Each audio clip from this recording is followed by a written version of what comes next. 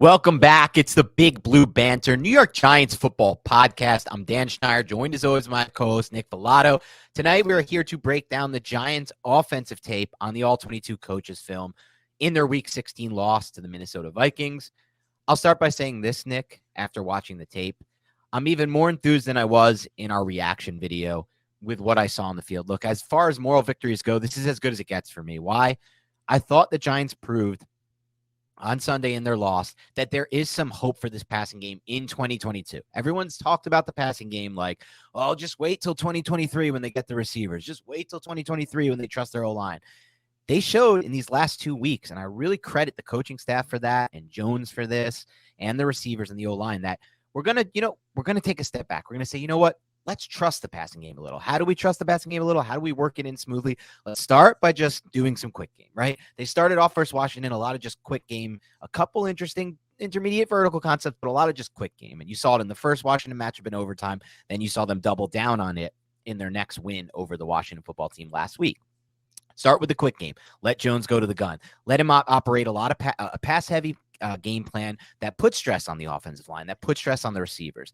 Then against the Vikings, they said, you know what, let's expand that a little bit. And that's what I saw on tape, an expansion of the pass game. There was more vertical concepts. There was more of these switch releases that create vertical separation. There was more of like, there's still some post wheel, but there was some like, backside concepts, like backside post that I'm like, okay, interesting. There was more vertical concepts with Daniel Bellinger that I'm starting to see now on the film every single week. Bellinger with more now, there haven't been thrown yet. We haven't seen one attempted yet, but it'll come. There will be a time where Jones throws one of those vertical concepts to Bellinger, and I'm starting to see them come into the mix.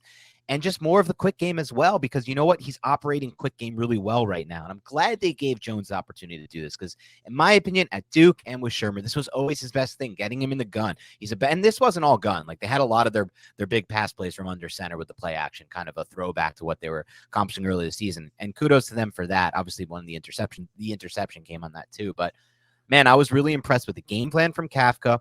I know it's the matchup too. Look, they're not going to face the Vikings every week, but I now have hope that this passing game could come alive potentially in the playoffs if things break right. Because now we have proof that no, we can't. It's not there. The proof that we have now, at least on tape, Nick, isn't no matter what, you can't run a passing game with this O-line. You just can't do it. Well, they proved they could over the last 2 weeks. No matter what, you just can't run a passing game with these receivers. Well, we're seeing Hodgins make plays. We're seeing Slayton make plays. Even James, who had a huge drop, but is doing some things to make plays. So they are operating a pass game now. It looked great in this game. This is the best the offense for me has looked all year. Like some people on Twitter were talking about, shout out Chris the Entertainer. I understand what he's coming from. He wanted more balance in that game. I did not. I did not want more balance. If the Giants had a more balanced game plan and they ran the ball a lot, we would have seen a lot of what we've seen all season. No offense, no explosive plays. In this game, the Giants, and let me get these stats up, Nick, real quick. 9 total plays of 15-plus yards. This was a single game high for the Lions, not including for the Giants, not including the Lions game, which is garbage time, which we don't count the same way, and it shouldn't be. 5 plays of 20-plus yards. That was also a single game high for the Giants. 4 plays of 20-plus yards to 3 different receivers. Also, of course, a single game high for the Giants. It's their most explosive game of the season by far. So, no, I don't want balance. I want explosive plays. I want opportunities. I want these pass-heavy game plans and pass-heavy attacks. That's how you win in the NFL consistently. That's how you create explosive plays consistently. That's how you generate points consistently in the NFL. So I'm glad they made the move there. I don't want balance. What I want is this. I think the Giants offense is going to operate best, even as it stands today, with the issues on the interior offensive line, and they are real, with the issues at receiver, and they are real in the sense that they don't have a true wide receiver one. I do like their complementary pieces, but even with those issues, I still think they're a better offense when they go to the gun and let Jones operate this thing. Let it run through Jones. I know Barkley's awesome, but let it run through Jones, because even in this game, Nick, we saw some examples of good run plays at a shotgun and with more 11 personnel in the field. I've always been a big believer. You can run better out of 11 personnel if you're the Giants and if you're any team, really. So I was just really enthused with this, man, and the film backed it up. It was really fun tape to watch. Few things to say here. Now, Saquon Barkley was heavily involved. It wasn't just like he wasn't involved in the passing attack. The guy had 10 targets, caught 8 of them for 49 yards. And I think one major point of emphasis for Mike Kafka was anytime Daniel Jones thought that Saquon Barkley had any sort of leverage against a second-level defender in the passing game, he was going to take that. Does this offense read high to low all the time? Like, it doesn't. Like, it does. Sometimes we'll read low to high. If this offense, if Mike Kafka, Daniel Jones likes matchup for Saquon Barkley, and it's a too high safety look, they're going to just get the football out of Daniel Jones' hands very quickly. And that's not necessarily a bad thing. Some people might construe it as a bad thing. It's not like they are averse to taking deep shots. We've been saying for weeks, we want them to take more deep shots, but they're not going to pass up the matchup of getting the football into Saquon Barkley's hands. And I'm okay with that. And you're right, man. There were a ton of switch releases. There were a ton of stacks to defeat man coverage where the number 2 receiver off of the ass of the number 1 receiver had a slightly delayed release and then went inside. Think about like the 3rd and 5 drop by Richie James. There was another one earlier in the game against that same coverage that Daniel Jones actually went to the other side of the field. But I'm sure Mike Kafka saw it and was like, okay, we got to come back to this in another 3rd and 5 situation because we want to exploit it. But in terms of the matchup and the game plan in general, I'm right there with you. I don't necessarily want bounce. Like, look, this defense sucks. Like, I'm encouraged by what we saw by the Giants, and hopefully they can take this rhythm and carry it into the playoffs if they end up securing a playoff berth. But the Minnesota Vikings have allowed the 2nd most explosive plays in the entire NFL. And all but 10 of them are through the air. Like, they suck at defending the pass. They're absolutely terrible. I have the numbers right here in front of me. They have surrendered 67 explosive plays of 20 yards or more, and 57 of them, Dan, are through the air. That is the 2nd most explosive plays allowed. Wow. Yeah, look, the matchup played a role. I'm not going to sit here and tell you the Giants have figured it all out. Our offense is taking that next step because we still need pieces, and that's for sure. They still need wide receiver 1 for sure. Everyone knows that one.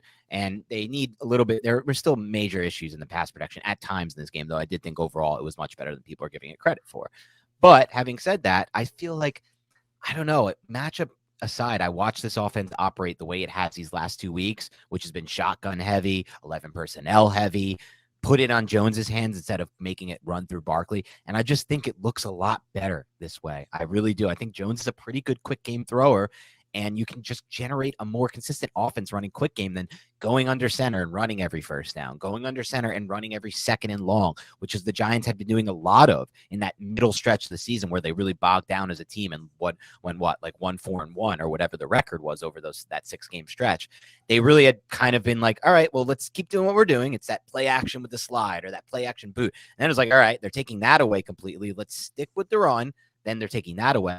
But going to the quick game, I haven't really seen an answer yet for the quick game. There's been some corners who are sitting on routes and making some plays on it. But then the Giants have done a good job, like you said, of running like switch releases and different things to like create different levels, get different levels of the field open. Even one of the things you talked about with those like bunch formations and the stacked releases, there was one route that really could have been a big play if there wasn't such a pass protection breakdown, or maybe if Jones had anticipated it. Let's be honest. It's okay to say that, where they had the inside release with Darius Slayton, and Daniel Bellinger kind of ran like a little stop route over the middle. And Slayton ran like kind of like one of those interesting routes that I kind of see from like those great receivers, the Justin Jefferson types, where it's kind of out.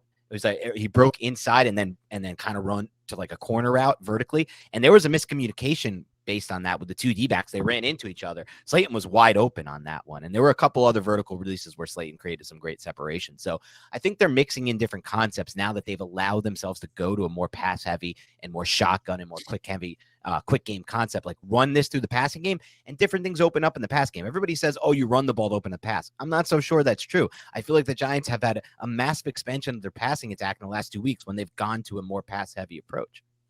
Yes, and it's also not putting Daniel Jones in harm's way because there are not a lot of those long developing concepts, although they'll sprinkle those in. Like there was another double move on that Isaiah Hodgins deep catch. That was a double move, another just phenomenal route to get Patrick Peterson all turned up. Like I'm telling you, man, Isaiah Hodgins, for a guy that size to be able to run routes like that and sell his routes off the line of scrimmage, up his stem, and then at the point of break, it's pretty excellent. So I'm very excited about him being here. And you're right, dude. The 11 personnel package, though, is something that I'm enjoying a little bit more. And that doesn't mean the Giants can't go to 12, can't use the big offensive line. And look at the evolution of Mike Kafka's offense just through this season. And we've been here every week discussing it. There was a large chunk of this season where they were just like, we're just going to go with 6 offensive linemen at an unreal rate, and we're going to try to run the football. Well, now, as you said, they have incorporated more of a pass quick game approach.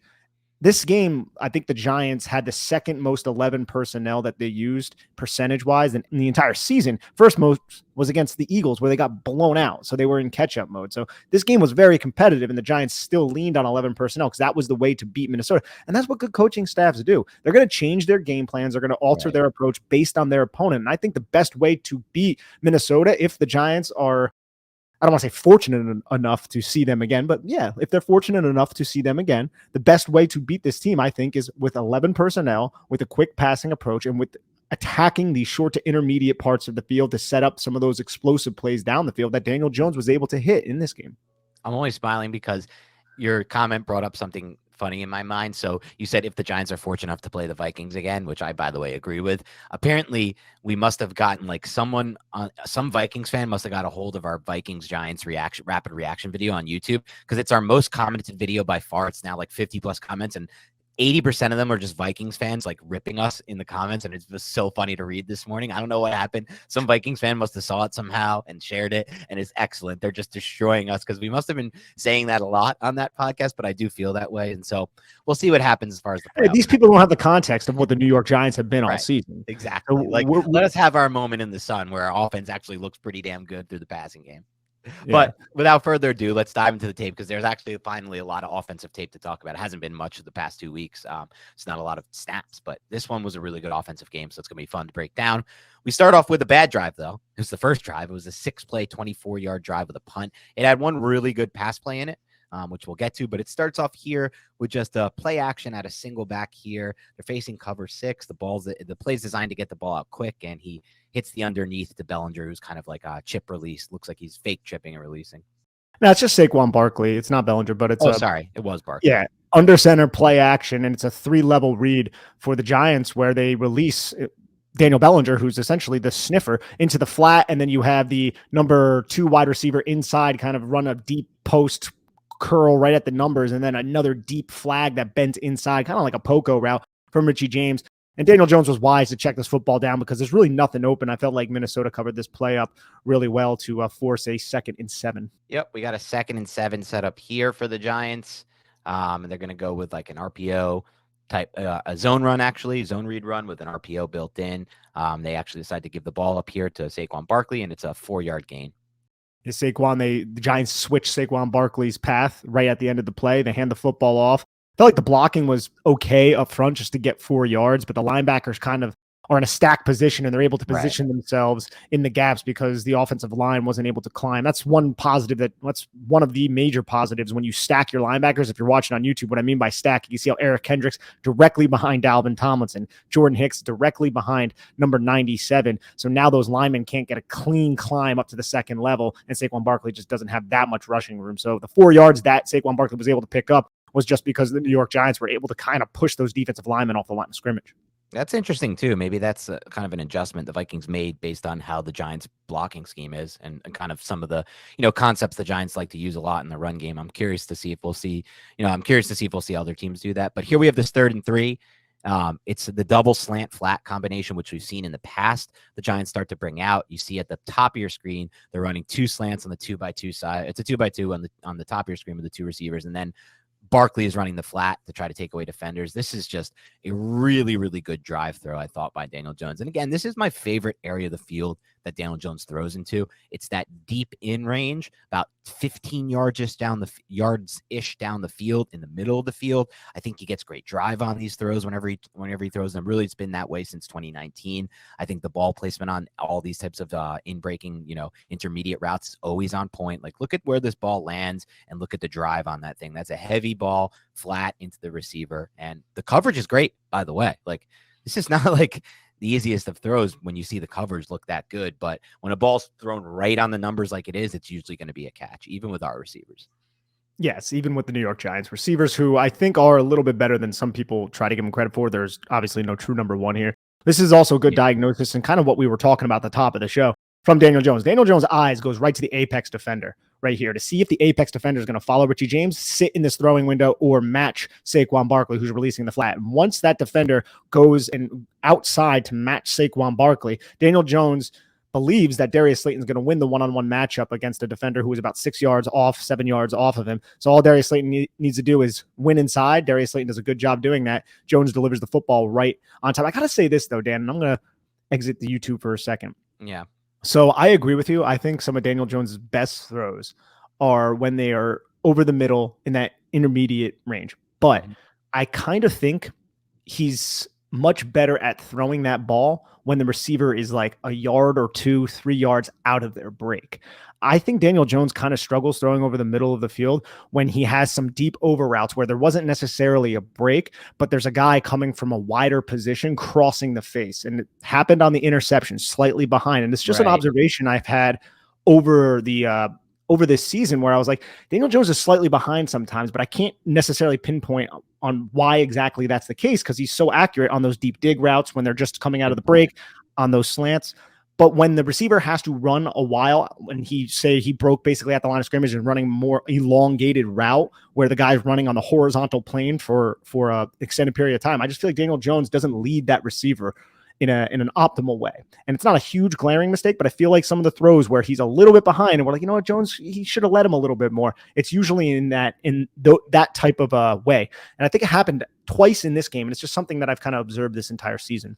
Yeah, I think it's a great take. And I don't think it's limited to just the intermediate range. I think even on the shorter passes that are like around the line of scrimmage, those types of drags, he also kind of the ball placement is not as good. I don't know what it is, what the reason for it would be but it's a good, you broke it down right. It's when that receiver's kind of running along the horizontal plane for a while. Even remember the Green Bay game, he had that potential touchdown to Darius Slayton that he threw way behind him.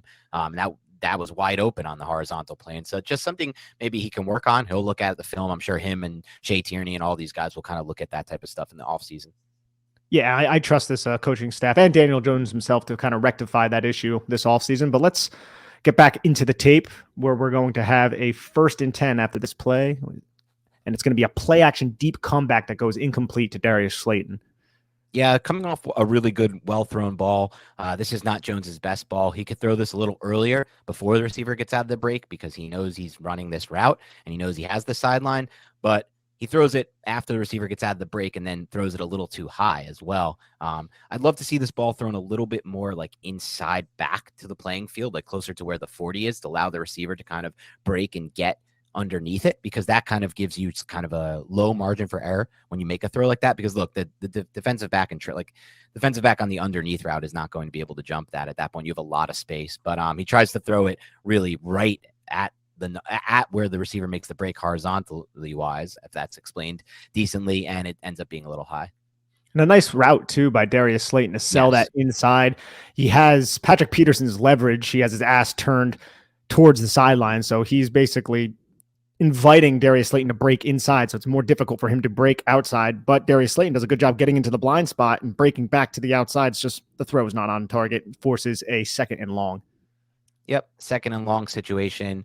You're going to see a stack blitz from Minnesota as the Giants go to empty. One thing I also like about what Kafka's done these last 2 weeks, he's used more empty formation, which is no running back in the backfield. And Jones does a pretty good job to evade the pass rush here, but ultimately, this is just not an easy play to make for the Giants here. There's no one really open. The pass rush breaks down, and Jones just throws it out of bounds.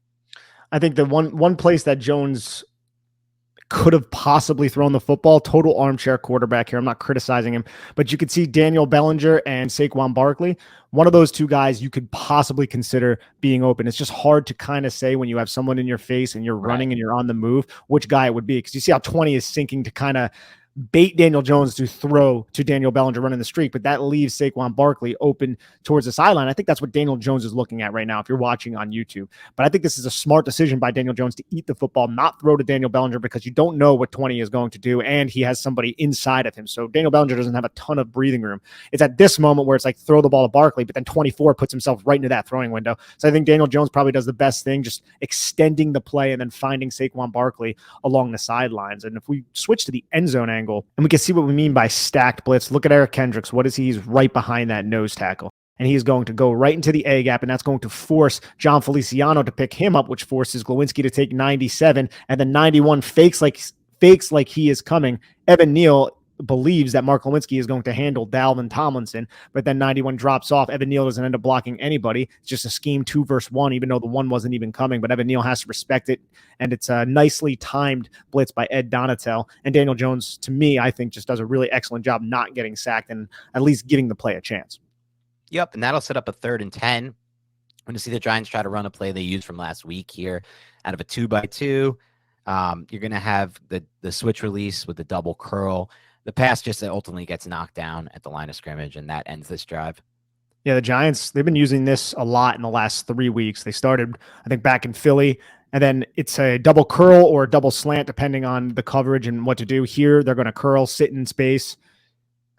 And Daniel Jones, I'm trying to think if this pass was not batted at the line of scrimmage, the ball probably gets to Isaiah Hodgins because Hodgins is coming out of his break and Jones is firing right as Hodgins is turning.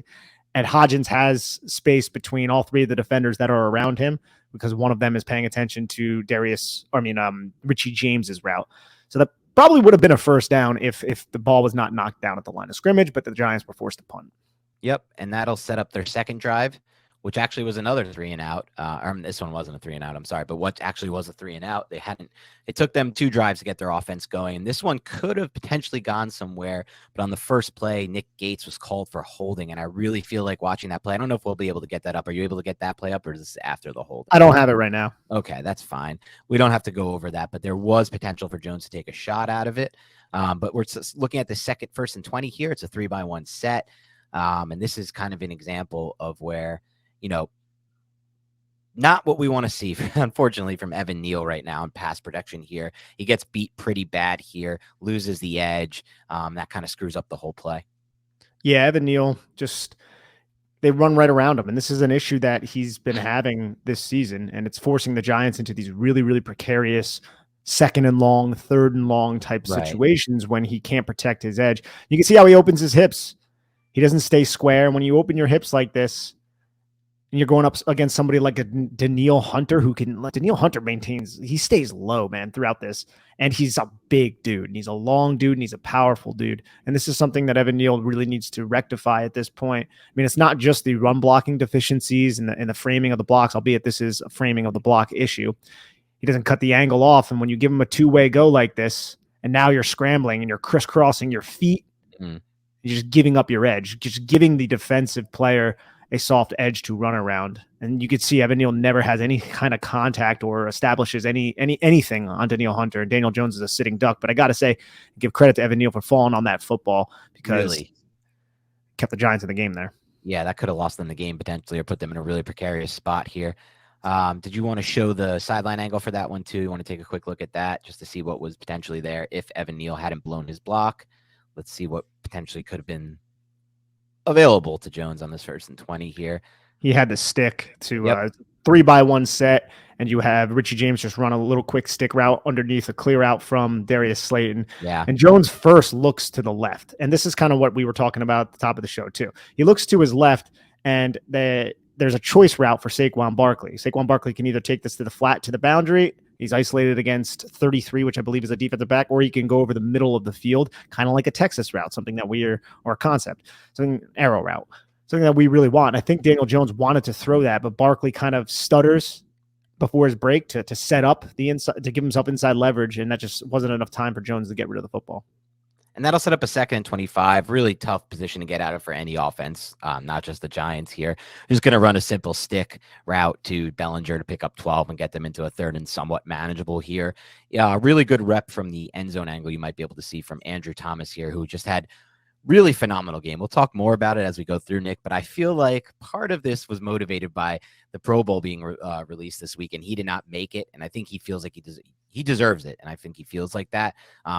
This was one of the best games I saw on film from Andrew Thomas all season, and that says a lot considering how dominant he's been all season. But, I mean, you're talking about two pretty good edge rushers with Minnesota, and he's just essentially spotless. I know he gets credited for some of the sacks, like the Patrick Peterson sack, but, like, that's really hard because there was a guy lined up over him on that play that bailed in coverage. We'll get to it later, but Peterson's, like, blitzing from the edge as a corner, and wide, and he has just like a really good edge bend on that play. Crazy for a corner. So I felt like it was a mostly spotless game for Thomas.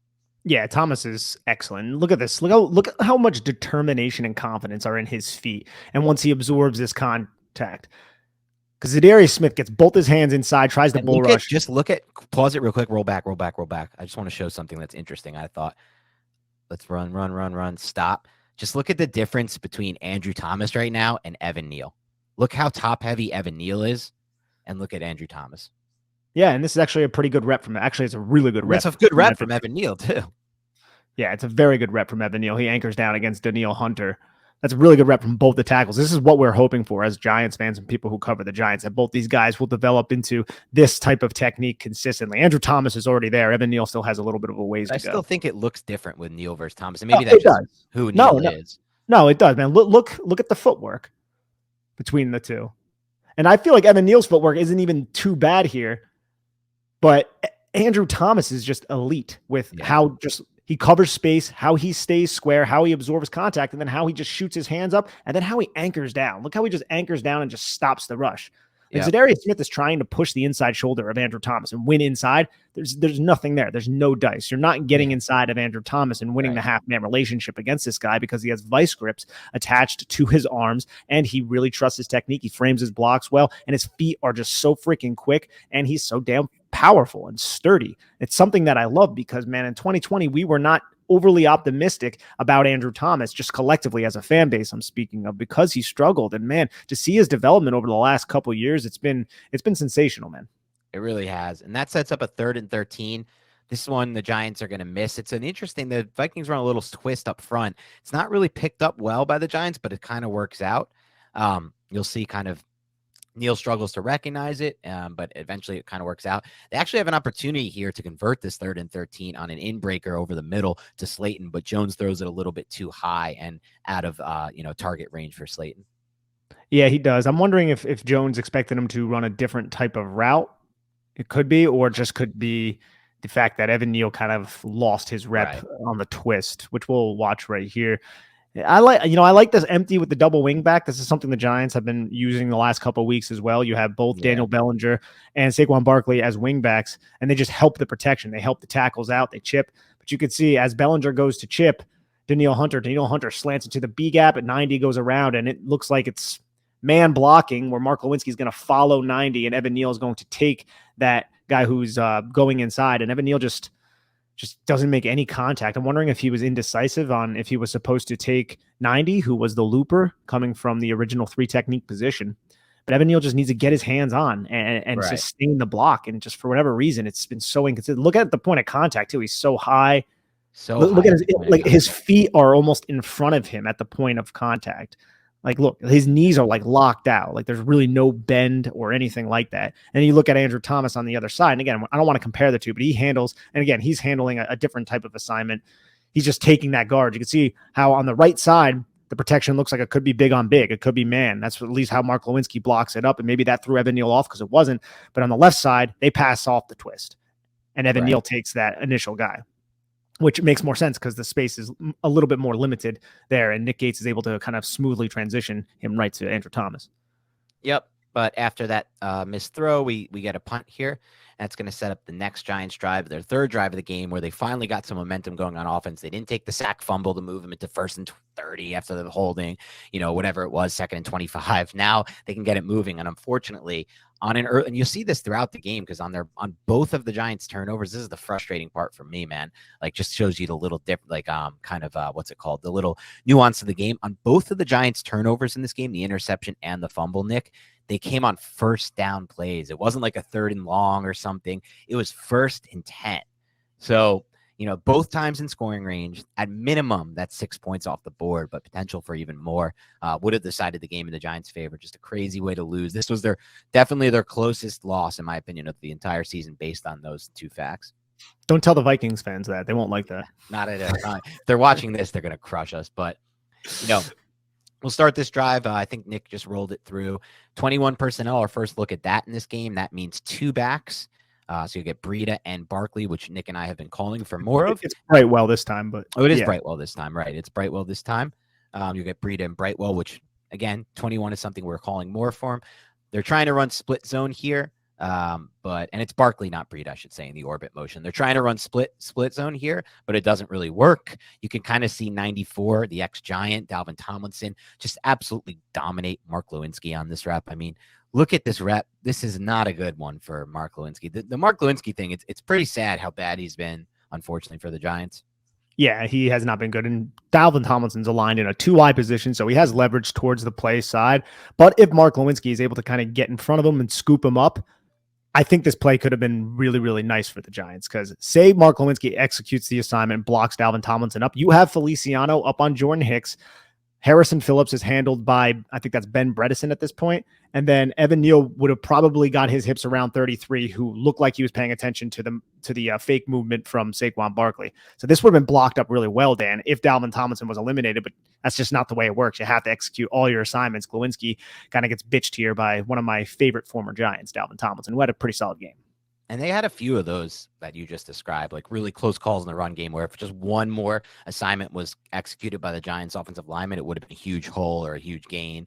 You'll see one with Neal later in this game that I put on Twitter. It's just, that's kind of been the story of the Giants run game this season for a large chunk of it. It's just if one more assignment's executed right, it could be good, but it's not. So we get the second 11 here back in 21. This time, like you talked about in the portion of this podcast, the Giants are just going to kind of take advantage of, quick game here. It's a 7-yard pass to Isaiah Hodgins off the slant flat. Slant flat is a great quick game combo. Giants have been running it a lot. You see Barkley go into the flat, Hodgins run the slant, and they get themselves in 3rd and 4. Yeah, so Breida is in the backfield. He goes to the flat. Jones is going to read 58, matches Breida. He's going to throw the slant once the defender's out of the throwing window. But if you look at the bottom of the screen, the 3 wide receiver, if you want to call him that, part of the Giants offense, Saquon Barkley is the number 3 receiver here. He's just going to run to the flat with 2 stalk blockers in front of him. This is something that the Giants have been running to the field side. I think they run it a couple times in this game. It's not always with Saquon Barkley, but it's just an easy way to get the football into your talented playmakers' hands with 2 blockers in front of them. Giants have the advantage here. There's 3 Giants down at the bottom of the screen, and only 2 Minnesota Vikings defenders. It's just Daniel Jones opted to take the slant. And if you look at Patrick Peterson, he's off, but Patrick Peterson's playing inside. Look at where they're aligned. He's much closer to the bottom of the 3 than Isaiah Hodgins would be to the bottom of the 2. But still, Isaiah Hodgins takes a really good angle to just give Daniel Jones enough space to fit this football in. And good job by Jones throwing this low. I'm telling you, man, Isaiah Hodgins, this kid can play football, dude. Dude, he catches literally everything around him. His body control's great. You're about to see his separation is well underrated. Like, you're about to see this route that's back to Hodgins again on the 3rd and 4. He goes on the double slant, and look at the release he gets. Look at the separation he creates with that outside step against the corner at the bottom of the screen, who's in press man there. And then everything thrown around him, he catches. This one's led into a D-back. He takes a big hit up high that should have been flagged, catches it anyway. The last one thrown really low at his feet, catches it anyway. His catch radius is great. His hands are even better. Just everything. There's a lot. Literally, the only thing not to like about him is his speed. And I think it's even a little bit better than it's. He's deceptively fast too. I think so as well. I do. And like catches like this is tough, man. This is a tough catch through contact. Yes. Not only is 20 draped all over him, but a linebacker, Jordan Hicks, gives him a nice shot after he catches his football to try to jar it loose, and Hodgins holds on to it. So really, really just tough play. And this is something that Hodgins really has been doing since he arrived here in New York, Dan. This isn't like, I think, a blip. I think this is who he is. And this is somebody who can contribute to a winning football team. And this is him doing it, by the way, with no offseason, with no training camp, just picking up the system. And everyone's like, oh, he played in Buffalo. It's not the same system. You can obviously see Mike Kafka is doing things a lot differently than Brian Dable did, or than, Brian Dable did last year with Hodgins. And despite all that, he's been able to be productive. What's one thing that he's been smart, he's been tough, and he's been dependable. And that's kind of their 3 core traits. And I think even Daniel Jones said that in an interview last week when asked about Hodgins, because he used those exact terms, which I thought was interesting, just because I feel like it's been hammered home in all these meetings with Dable and the coaching staff. Like, remember, smart, tough, dependable. And I'm fine with that. I like having like a mantra and things like that. It's interesting, especially if you can get them all to buy in. So something to think about. And once again, a 3rd play in a row runs through Hodgins here. When you start to see that type of thing happen with a receiver, right? Like, he can, I don't want to say take over a game, but in a lot of ways he took over in this first half. He had like 50 plus yards in the first half alone, and 3 straight plays go to him. That's a good sign, right? That's a sign, like, and he, even after this play, he gets up and he gets in Peterson's face because he's like, dude, you can't guard me type of thing. And like 3 plays in a row, he wasn't able to guard him. He won his route 3 plays in a row. And this one is just, nothing crazy. It's just a 14-yard dig route, but he does a great job at the top of his break. And you're going to show this, Nick, to freeze up Peterson. And that gets him that separation that he needs to make the tough catch on the dig. Yeah, Dan. And this is interesting. I want to bring up another thing about this play that we were just seeing on the end zone angle, but just look how Isaiah Hodgins is able to make this catch. Patrick Peterson is draped all over him. Another contested catch. You have 3 defenders bearing down on him. You're trying to just pick up another first down. As you said, man, the offense is running through him. But if you look at the end zone angle, The Giants are trying to sell the play action because this is play action from under center. So Ben Bredesen is going to pull, and then he's responsible for whatever Zadarius Smith ends up doing. And watch how Ben Bredesen's able to locate Zadarius Smith along with Saquon Barkley to allow Daniel Jones to get rid of this football. I just thought this was a low-key athletic play from Bredesen. You can kind of see how he explodes out of his stance and is able to get to Zadarius Smith, so the play action element could really be sold. You can see how the linebackers are all thinking a run's coming. Jordan Hicks is looking, and now he realizes it's a pass, and he's not in position to get his hands into the throwing window. And it's a great ball by Daniel Jones. He drives it, he puts it in the right spot. I feel like, honestly, man, you start to see it in this game with this throw, and then you're going to start to see it in other spots throughout the game. Going to this more pass-heavy approach is actually allowing Daniel Jones to be more confident, giving him more reps, allowing him to, do things differently and see things differently. And we'll see if that plays out in all the matchups. I know this was an easy Vikings matchup, but we'll set up this next 1st and 10 here. This was a good example of a play that I think was interesting to look at based on what you said earlier, Nick. Like, are they coaching him to look low to high on a lot of these plays? Because you'll see on this play, if you're watching on YouTube, at the bottom of the screen, Darius Slayton has a filthy, and I mean filthy, release off the line of scrimmage. He runs an incredible route, creates a ton of vertical separation.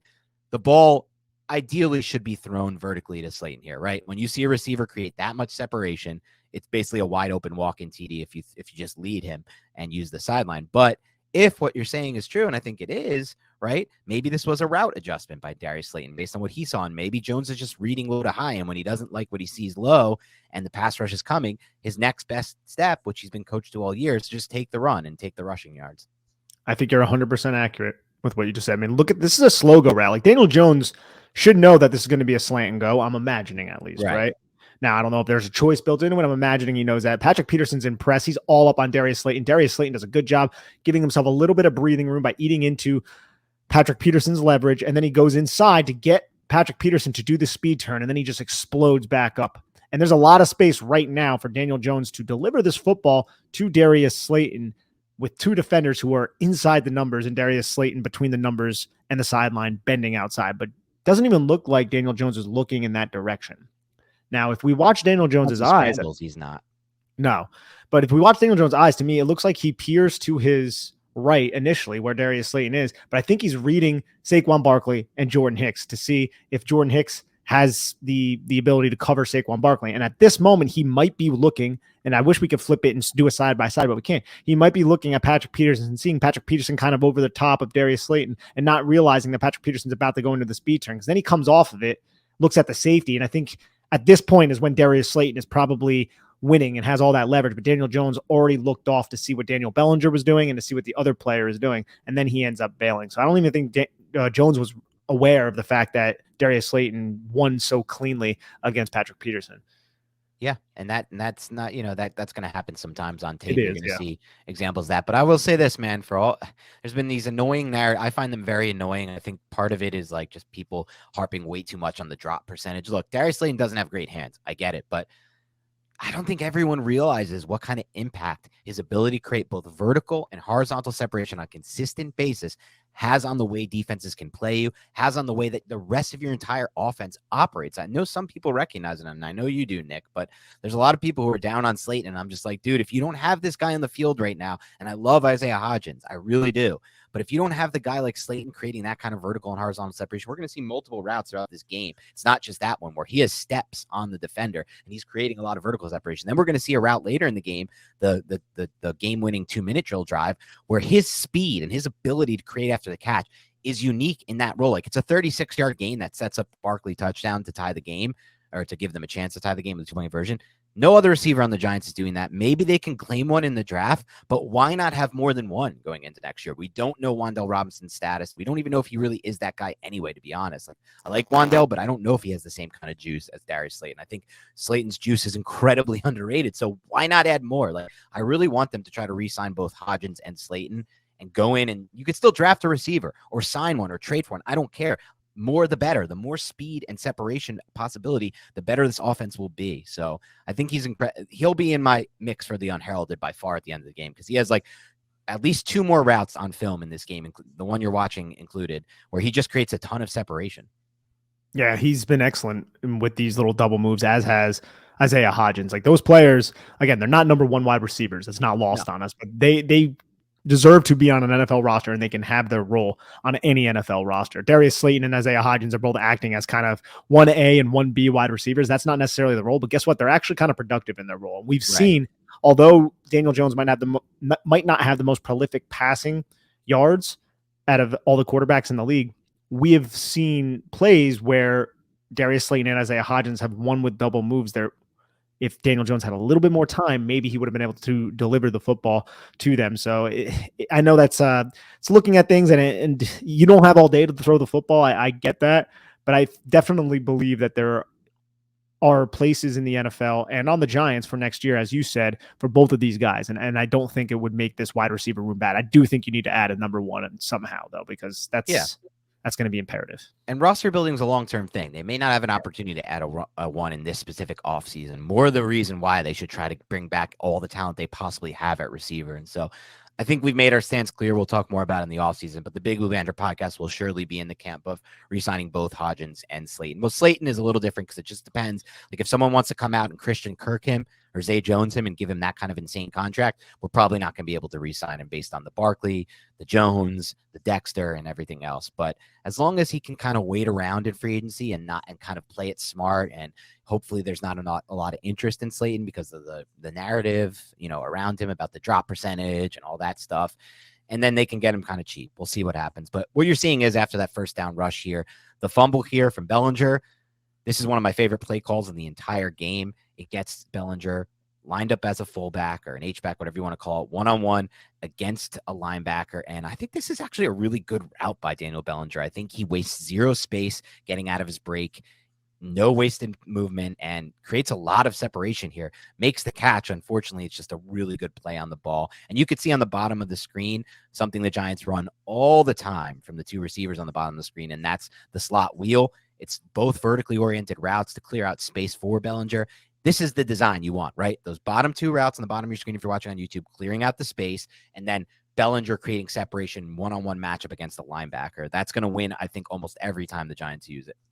Yeah, it's under center offset eye too. So this isn't something that we've seen a ton this year. Like this is kind of a new formation, and I'm hoping that Mike Kafka uses it from now till the end of the season because Daniel Bellinger, everyone thinks he's blocking. This is play action. Daniel Jones sells it very well. Watch the linebackers, especially watch the linebacker towards the bottom of the screen, the one who's not covering, the one who's not in coverage. He's just looking at Saquon Barkley, and what does he do? He bites up. And then you have the other linebacker who is not in position to cover Daniel Bellinger, breaking towards Jordan Hicks's side, who is biting up towards Saquon Barkley because of the play action. Now Daniel Bellinger has leverage with no one underneath. This is a very, very well executed play and a very, I feel like just a really good play design and call from Mike Kafka. Again, I think it's one of my favorite in this game. I'm hoping that they use Daniel Bellinger, Chris Myrick, Nick Vannett, whatever tight end in this manner. And then sometimes you can even run out of the I formation in the offset I to really just put the defense into a stressful spot. Add that wrinkle to your offense.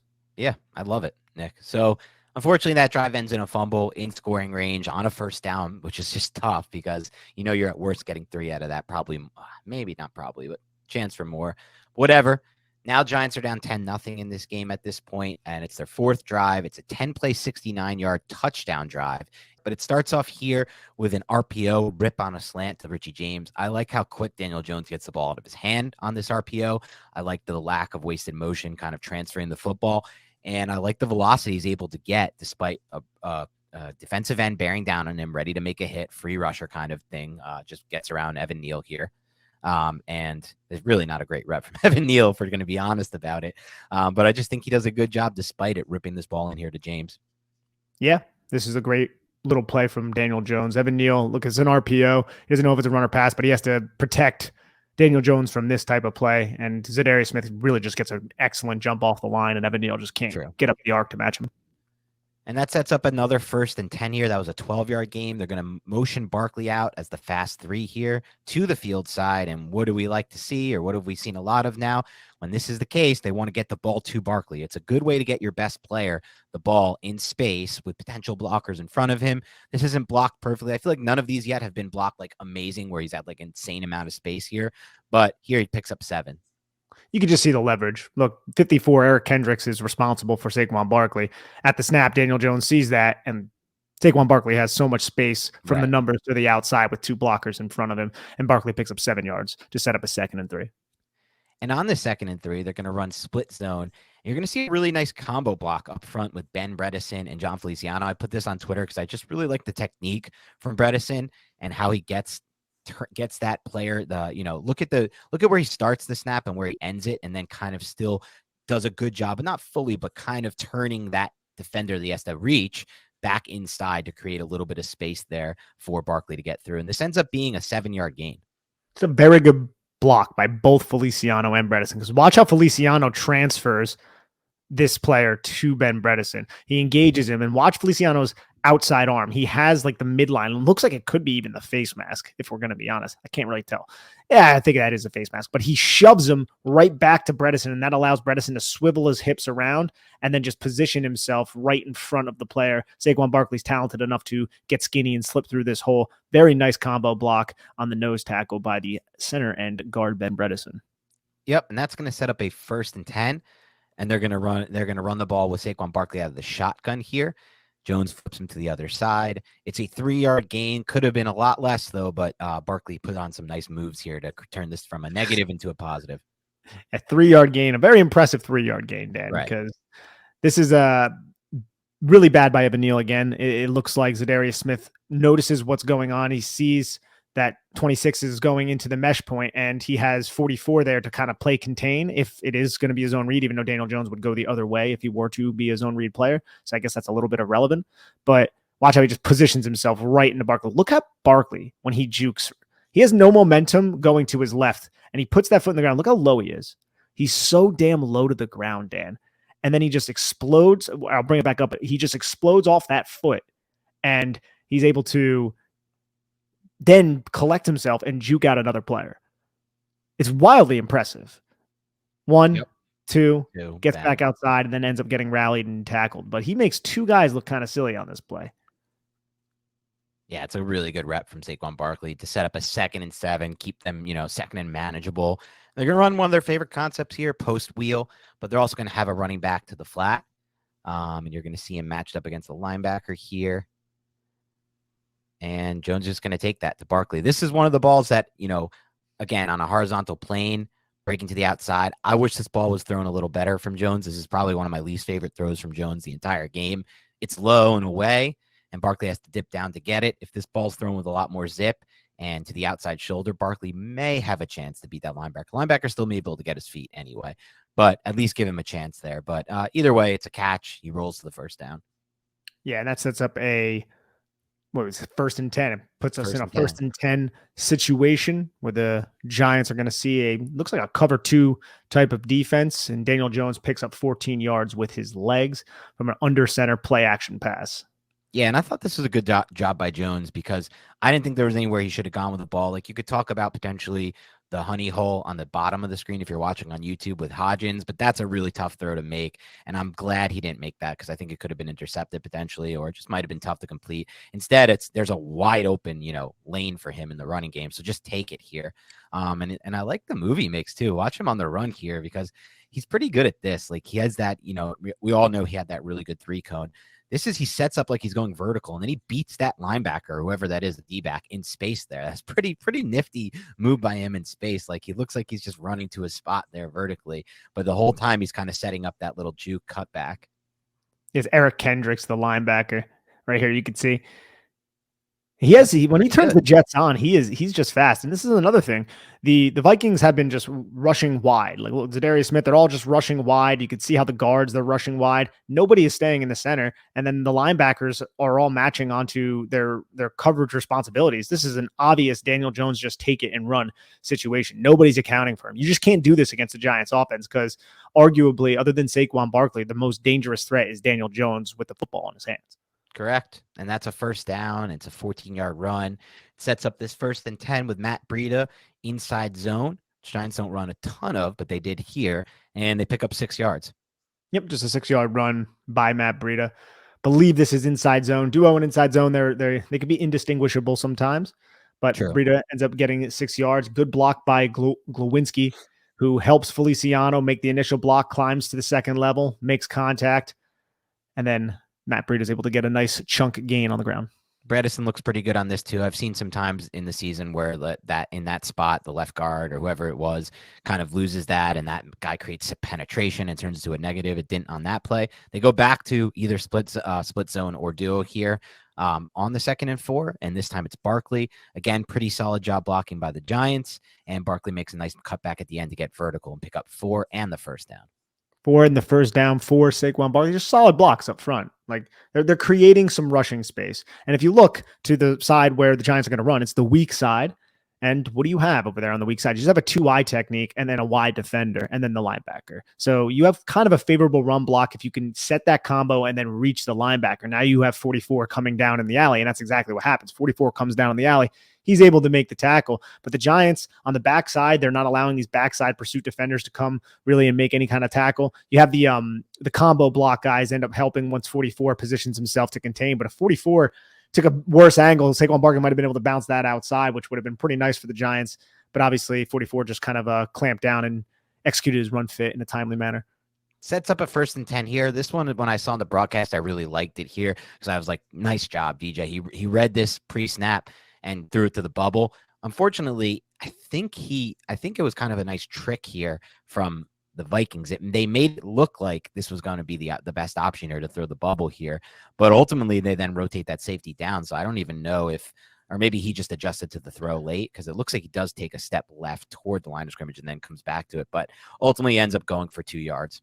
If you look at the defense, this is a telltale sign that the defense is going to be blitzing because you have a cornerback who's kind of leaning inside a little bit, the apex defender over Richie James on the 2 receiver side with 2 guys in the backfield for Daniel Jones. And then you have the safety about 6-7 yards off the ass of the apex defender. So usually that defender is going to blitz, and you can see how the safety stepping close to the line of scrimmage. I think Jones thought that the defender, the apex defender, the guy directly over the top of Richie James, was blitzing, but you can see how he ends up fading away, doesn't blitz. The safety just rotates towards the middle of the field, and Jones thought, I think he was throwing hot at that moment, but he wasn't, and Richie James is tackled for a small gain. Sets up a 2nd and 7. This is the touchdown to Isaiah Hodgins. This is a great play by Daniel Jones to step up into the pocket, the patience, the pocket manipulation, the pocket feel, and obviously also by Hodgins to kind of find that little soft spot. And I thought Jones's eyes were great on this play. I thought the ball placement was great. He has to throw it kind of over and around that defender who's coming up to stop him in the run game. And look at it. It looks very pretty when you see it break down like that on film. You'll see it now from the end zone angle if you're watching on YouTube. Just a great job by Jones here and by Hodgins. Another under center play action. And what do the Minnesota Vikings do? They go wide on Evan Neal and Andrew Thomas, and both of them are able to get around the tackles, but that just allows Daniel Jones to step up in the pocket because there's no one there to contain him, and then he's able to find the space and flow to his right, which draws Eric Kendricks away from Isaiah Hodgins and allows Isaiah Hodgins just to run into space, and Kendricks might have gotten a piece of this. It was very close. I think it just goes just over his hand, and Hodgins secures it for the touchdown. It's a very good play by both Hodgins and Roll Daniel this Jones. Back real quick, Nick. Yeah. Oh, you were just at the point I want to get to. Let's drop it back to the point he hits the top of his drop back and then pause there. There's been so many times in the past where I've seen Jones in these spots. This is one of the areas I think Jones has most improved his game under Dable, Kafka, and Tierney in year 1. It's the pocket presence, the pocket feel. There's been times I've seen him kind of hit the backdrop when he has that edge pressure in the past and kind of feel like, oh, get a little jittery, kind of stay in his spot. This time he knows, like he's been taught to kind of be patient with it. You don't have to jitter in, but step into that lane and at least threaten like you're going to run. And when you're coaching a quarterback like the Giants have so often at the beginning of the season, to take that lane when it's available to you and run the ball on a scramble, and then you put a lot of those on film like they did early in the season, you're going to have what Nick just said. You're going to have situations where Kendricks sees it and has to flow toward Jones because he knows Jones is the type of guy who will step up and run that. And what does that do? It opens up the pass lane like Nick did a great job breaking down for Hodgins. This play is made because Jones is patient with his pocket presence here, steps up, but also does it in kind of a controlled way here instead of just like a jittery, scrambly way, and then has the threat to run because that's who he is and he's put it on tape, which opens up that throwing lane for Hodgins. This is really good stuff. Yeah, it's very encouraging too. Daniel Jones, his ability to understand what's going on around him, just his overall spatial awareness, it has improved in each season. And I think you're right. Under Kafka and Dable, you can even see it more because I don't remember him making a lot of plays like this going Right. back to Jason Garrett's offense. Obviously, different offenses and everything, but that threat of Daniel Jones's legs, it's real. Defenses have to be aware of it. And this isn't the only time Daniel Jones has scored a touchdown where he was able to roll out, which drew a defender who was in coverage initially towards him, and then he just put the football over their head. It's a big part of this offense in terms of their success passing the football in the red zone. And you could see it right here to Hodgins. Yep, you nailed it. Okay, so that's a touchdown. We'll go into the fifth drive here. Next, it's a 7-play, 47-yard drive that actually ended in a punt. This drive had a lot of promise early on, but as you'll see, a sack derails it. That's kind of been the story for most offense in the NFL. You can't really have those plays. That's why, at times the Giants didn't want to throw the ball, I think, because they didn't feel confidence in their pass blocking to do anything but take sacks. But it starts with a 6-yard duo run here. Barkley does a good job here getting into the hole, getting vertical, and creating 6 out of this. You can see how Saquon, this is what we're talking about when we say running backs press the line of scrimmage. Watch how Saquon presses the line of scrimmage towards the A gap where 76 is and how that draws 54 into it. And now he just goes right into the B gap. Right. And now 54 is eliminated from the play, and that forces that safety to come up. And the safety does a really good job kind of coming up and filling and making that tackle on Saquon Barkley. But this is advanced running and winning the cat and mouse game that Saquon Barkley won against a very, very good and underrated linebacker in Eric Kendricks. And that'll set up a 2nd and 4. And I love that the Giants are taking a shot on 2nd and 4. We've seen a lot of these 2nd and short situations this season be designed just to get the first down, usually shorter than 4 yards. This was 4, so maybe that played a role in it. But they're in the gun. They're in 11 personnel with a tight end detached from the formation. And they run the double move at the top of the screen with Isaiah Hodgins. And like Nick talked about earlier, Isaiah Hodgins runs a really good double move. He sells that inside stem really well, which kind of freezes the corner, creates that separation. Jones, despite having a free blitzer come down on him, stands tall in the pocket. What did we talk about last week against Washington? Great example of Jones recently, just doing what we saw a lot in 2019, standing tall, delivering the football anyway, knowing he's going to take a hit, puts the ball right over fully outstretched hands for Hodgins. It's a great throw under pressure. It's a great catch from Hodgins. It's great offensive football in the passing game from the Giants, which we haven't, and it's a shot play. It's an explosive play. It's everything you want in the pass game. It's everything you want in the pass game. And I also just love the route concept too. Because you have the double move, which totally fools Patrick Peterson's very smooth, well done. You can see how Isaiah Hodgins throttles down, sinks his hips, and then he just turns his entire body, his head, takes a hard step inside. Patrick Peterson totally bites. And now Isaiah Hodgins has tons of space on Peterson. But watch how Daniel Bellinger holds the safety in place. Because Daniel Jones, I don't think he knows a blitz is coming at the snap. But the apex defender to the bottom of the screen, the field side, he ends up coming. So you have a 5-man pressure package, and it looks like man coverage across the board with one safety high. But Daniel Bellinger releases outside. And I feel like you can see how the safety's watching him. And it's not until right now where I think as 22, Harrison Smith is watching Daniel Bellinger and seeing Daniel Jones open to his left that he realizes that Isaiah Hodgins might have some leverage against Patrick Peterson. And that just gives Isaiah Hodgins so much time. And Harrison Smith isn't even in position to make a play on the football. So I think even Daniel Bellinger going to the outside of this cornerback might have just froze Harrison Smith for a second. Yeah, and that's all all you needed to freeze him for there to create that separation. One of the best pass plays of the season for the Giants here. Sets up a 1st and 10 here, and we'll go back to the shotgun with a run, duo up front. And I think this was a really fun one for me to watch on tape because I just love focusing on the left side here with the combo block with Ben Bredesen at left guard and Andrew Thomas at left tackle. This is how it should be done in the run game. Yes, these two have some cohesiveness, it seems like, together whenever they're blocking. You can see how they just get vertical, right? They're driving this defensive player off the ball vertically, displacing him up to the linebacker. And this is a well blocked up run. And what did they get? 7 yards off 7 this yards. one? Yeah. And hard fought 7 yards. Yep. Hard fought 7 yards for Saquon Barkley, who puts his foot in the ground, able to kind of dip around 97. Andrew Thomas picks up Eric Kendricks and then just drives Eric Kendricks to the ground as a bunch of Vikings make the tackle. And that sets up a 2nd and 3 situation where the Vikings are going to show a light box. The Giants are going to run into this light box here. But I believe this was the one that got called for a holding on Feliciano. Yeah, this is, you can see the laundry ends up hitting the ground. Not sure why this penalty is included because it is accepted. and this play is nullified. But still, a really nice reactive play from Saquon Barkley, jumping over Danielle Hunter and making guys miss in space. And then there was a 2nd and 8 where Patrick Peterson was called for a defensive pass interference, which was one. So that sets up this next play, which is a 1st and 10 situation. This is the sack that derails the entire drive here. This was the play I was talking about earlier. Man, Nick, I put this on Twitter. I don't know if I've ever watched a cornerback rep like this as a pass rusher. Like, look at how he bends the edge there, Patrick Peterson. How old is Patrick Peterson? He's in his 30s. That's that looks like almost like a, what's his name? The dude from Oklahoma coming out of the draft this year. What was that dude? The 2nd rounder. You're talking about, he went to Denver, right? He went to Denver. Who was that? Yeah, he's a smaller guy. Yeah, the small dude. Like, I was almost like watching him on some of those reps when he was lined wide and try to bend the edge. So this will get credited for Thomas, but I don't think it should be personally. I mean, he's got another defensive player lined up over him who bails at the snap into coverage. He has to account for that. Peterson's rushing from a really wide angle and just, I think, has a really good individual edge bend here to get around Thomas personally.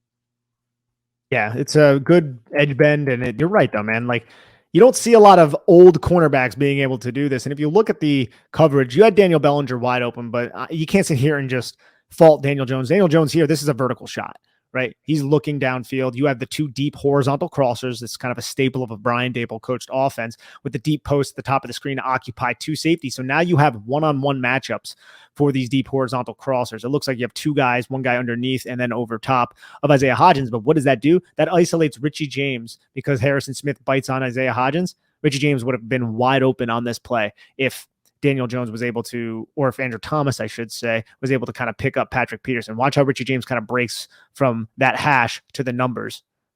It seems like even the defender, Dan, who was on Richie James, ended up coming off of Richie James to go to Isaiah Hodgins. So there would have been nobody on Richie James, not one player. Everybody took Isaiah Hodgins.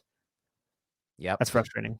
It's frustrating. It's a pass protection issue, but I really just think it's an incredible individual rep by Peterson. I don't know I honestly, maybe I haven't watched, I haven't seen every defensive tape ever, Nick, obviously, but I don't know too many. Every time I watch those corner blitzes in the NFL, they never look like that, where you have this incredible individual edge bend from a corner. It's usually like a free rusher that gets there. So just thought this was a wildly good play. Now that sets up this little quick stick route to Richie James just to get them into a 3rd and 9 situation. It's still 3rd and long, but it's better than 3rd and 17.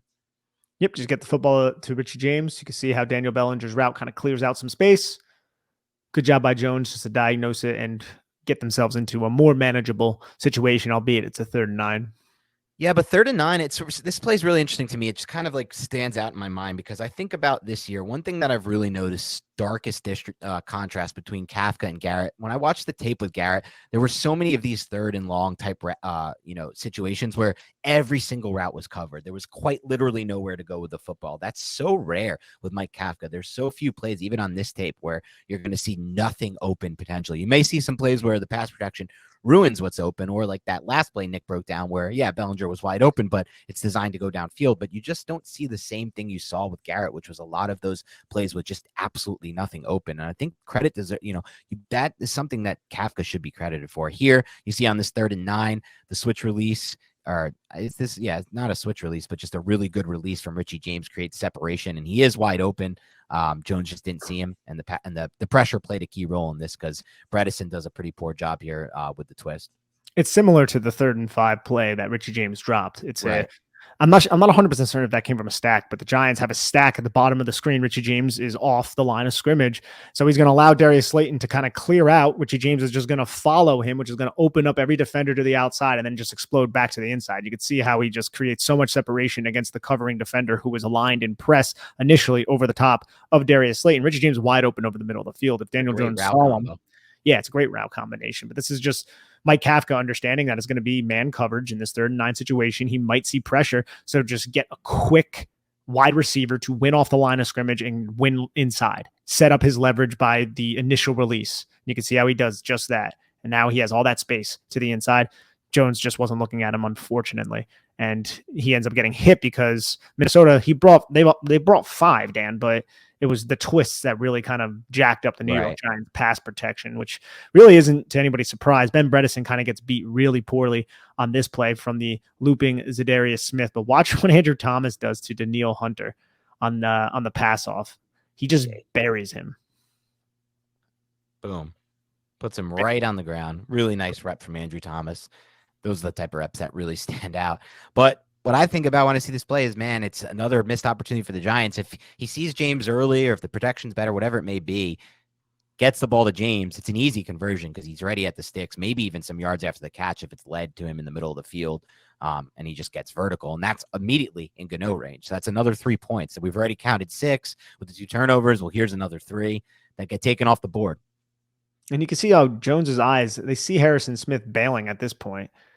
And I'm not really sure why he doesn't go to Richie James or look to his left. Maybe he thought that safety was just going to come down on it, because it doesn't appear like there's a lot going on to the right side of the field where Daniel Jones is looking. It's just Daniel Bellinger and I think Darius Slayton, if I'm not mistaken. Darius Slayton has somebody in trail with Harrison Smith over top. So he must have maybe thought Daniel Bellinger was going to do something differently or keep his route towards the outside. But I don't even know if the leverage really makes sense there. It just wasn't that much to where Daniel Jones was looking. Unfortunately, it's incomplete pass, and Giants are forced to punt. Yep, and that takes us to halftime, and we'll load up this next drive, which is the first one out of half, their 6th possession of the game.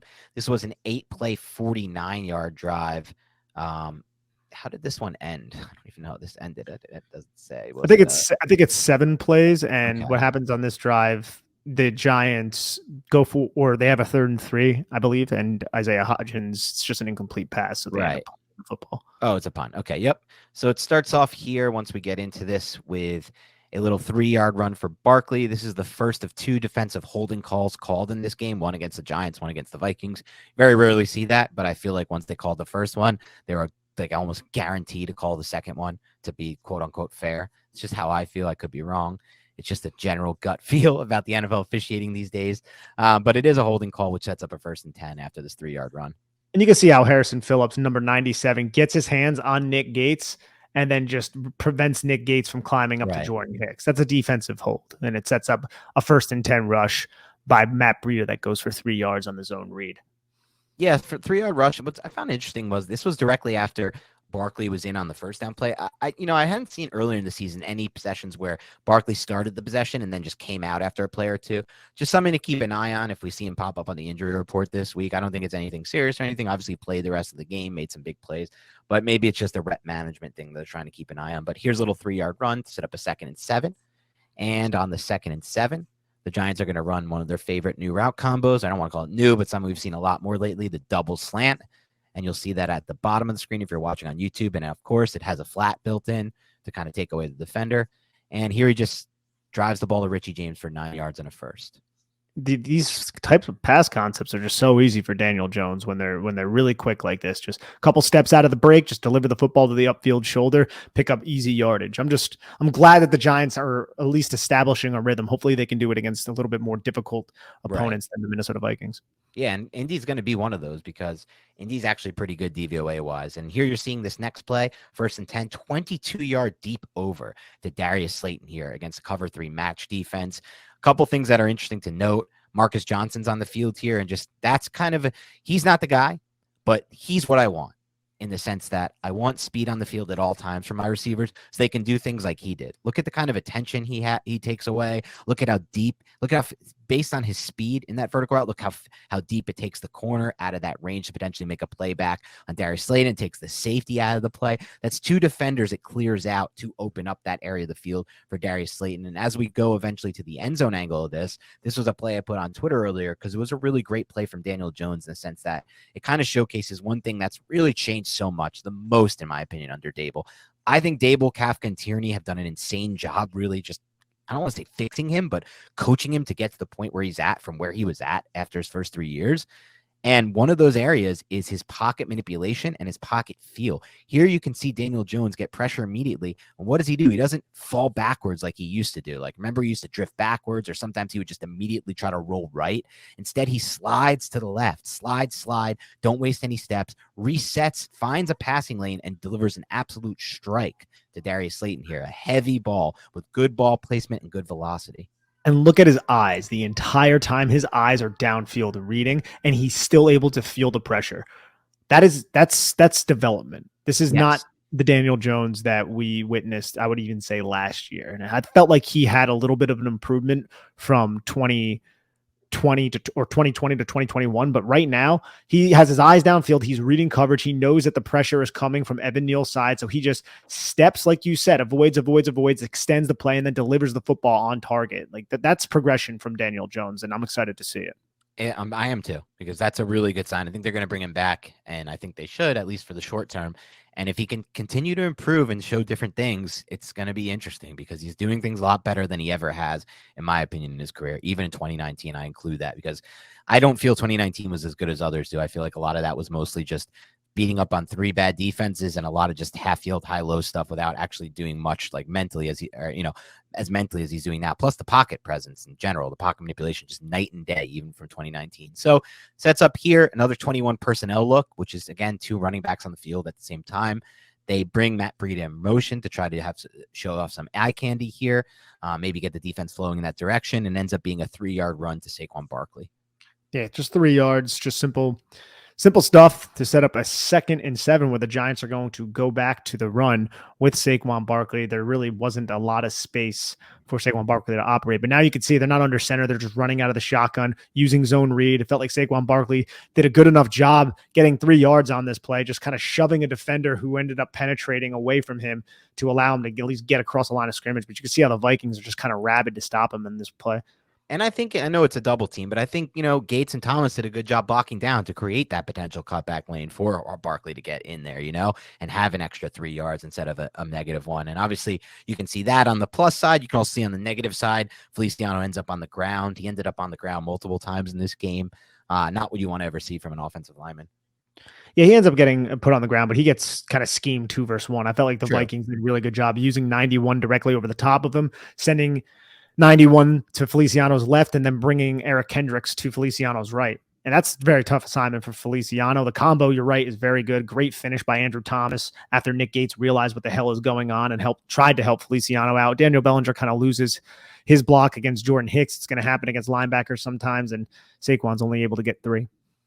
Yep. And so that sets up a 3rd and 3 situation. 3rd and very manageable here, but it's going to be an incomplete pass here.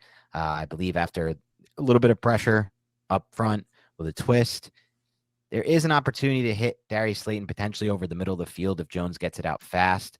But he doesn't see it, or maybe he's not reading it early, and the pressure is there, but ultimately the ball doesn't go in that direction.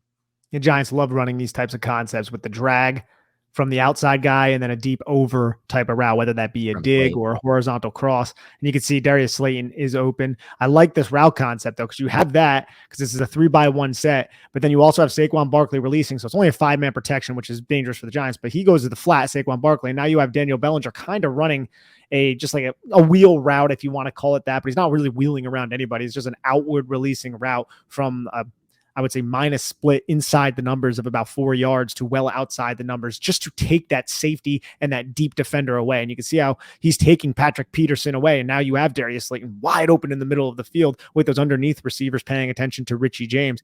It's just Daniel Jones had too much pressure on him from kind of a few different defenders. The pocket kind of collapsed around him, and he ends up getting hit as he threw the ball away. And earlier we said that this drive ended in a punt. We were wrong. This one ended in a field goal. It was the first of 2 field goal drives back to back. And so we'll set up the next one here, which was a 8 play on their 7th drive, an 8-play 55-yard drive that also ended in a field goal here, where at the end it got bogged down by a sack in the red zone, but some really good stuff on offense before that. You can kind of see the entire second half, really, the Giants got their exception at 1-3 now with the block punt. The offense was really clicking in the second half here. It starts off with a 1st and 10, another 2 high look from the Vikings with those 2 safeties playing decently deep here. So just take what you get underneath, a little off leverage on the top of the screen with Hodgins. So just a little quick throw, quick ball to Hodgins, and it's a 4-yard gain. Yeah, it looks like an RPO from the Giants. You can see how everybody's blocking up like it's going to be run. Daniel Jones likes what he saw with the safety kind of coming down, and then that meant that there was going to be a one-on-one matchup for Isaiah Hodgins against that player up at the top of the screen. And just a nice, quick, easy route. What does Isaiah Hodgins do? He takes like 3 steps off the line of scrimmage and just comes right back. Quick, easy yardage. Good tackle, though, by number 20 to ensure that Hodgins doesn't get anything more. 2nd and 6 situation here. This was a great read, I thought, by Daniel Jones. He recognizes the blitzing linebacker before the snap, which gives him, in my opinion, the opportunity to have a ton of space if he throws this Barkley in the field side. And that's exactly what you can see. You can see the linebacker blitzing up. That creates separation for Barkley. It is also not the greatest angle taken by, I guess, that Vikings defensive back, but it's not entirely his fault either because of how the play developed and because of what was called defensively with the blitz. And so take the space, throw to the field side, and get it to Barkley. And what happens? He gets 18 yards on this. Daniel Jones quickly diagnoses this. He sees 33, who Jones might have originally thought was on Saquon Barkley. You can see Jones right at this moment. He's looking. 33 is coming right through the B gap. Evan Neal has a 2-versus-1. Jones just takes what is there. 91 tries the blitz, and then he realizes that no one's on Barkley. 58, Jordan Hicks, all the way from the other side, has to cover Saquon Barkley. So Daniel Jones recognizes right away, got the football out to the running back, and that was a smart play. Yep. And that sets up a 1st and 10 here. They run a little play action play here. They're trying to run a deep cross and a deep dig, a longer developing route concept, route combination. It's not ultimately there for the Giants. So Jones decides to run and gets 2 yards here. Yep, just 2 yards, Dan, for Daniel Jones. People might think he has the deep over route to Darius Slayton. It looks like he kind of comes off it to see, or not Darius Slayton, Richie James. It looks like he kind of comes off it to see what exactly is going on with Isaiah Hodgins at the top of the screen. The safety is kind of bracketing over the top of, I believe that's Richie James in the slot. So Jones just kind of sees that no one's accounting for him with 2 guys taking Darius Slayton's drag route. So he thinks he's probably going to pick up a little bit more than just 2 yards with his legs. I feel like the Vikings did a pretty good job coming off their routes and rallying around Daniel Jones, but Jones didn't want to pull the trigger on those routes that, I don't want to say they were there, but it's possible you can make that throw. I'm okay with him not making the throw to the dig up top. I feel like that defender is in good position. And then the other defender just has too many guys around him. I can understand why people say that, hey, it's there, take it. But at the same time, you know that Daniel Jones is coached to use his legs when opportunities present themselves. I feel like the opportunity was there, but the Vikings just made a good play to rally around him and tackle him. I'd have to agree with that entirely. And that sets up a 2nd and 8 here. So this was, to me, I thought the best throw of the season from Daniel Jones personally, just when I factor in everything, which is the difficulty level, because he's, again, doing something we haven't seen a lot of. And what's that? Throw to the field side. Remember, we talked about this all last podcast on the All-22 against Washington. Like, there were times where Jack Del Rio would just bail the corner from the field side because he just was like, screw it. I know he's not throwing the ball there. Maybe that's something they looked at, right? Maybe they saw that on tape and were like, we have these opportunities. Let's try to take them. They took one here. And it's just an absolute strike to the field side to Richie James. Now, some people are like, oh, if he threw this ball a little more inside and led him a little bit more, it's a touchdown because he can throw it ahead of him.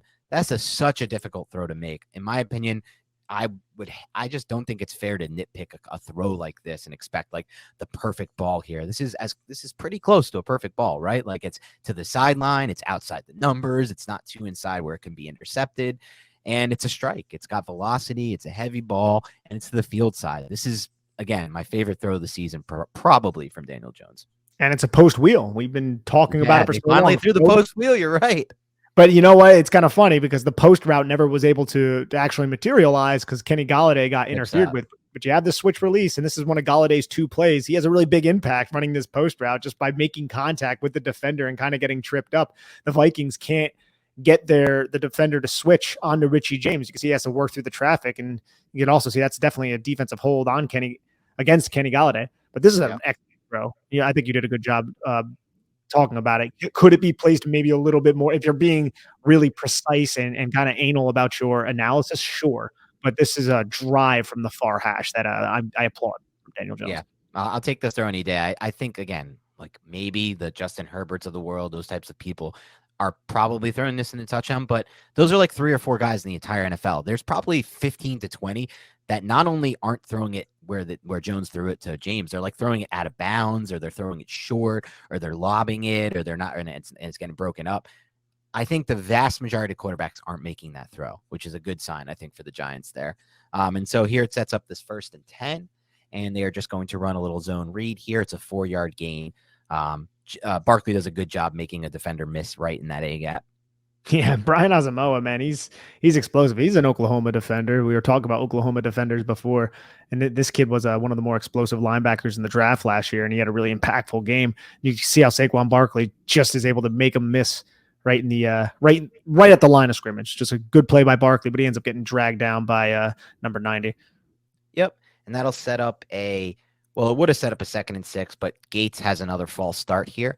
Or I believe one of his penalties was a holding. This one was a false start by Gates. A good amount of penalties in this game that changed a lot of possessions, unfortunately, for the Giants with Gates, because that puts them in a 2nd 11 instead.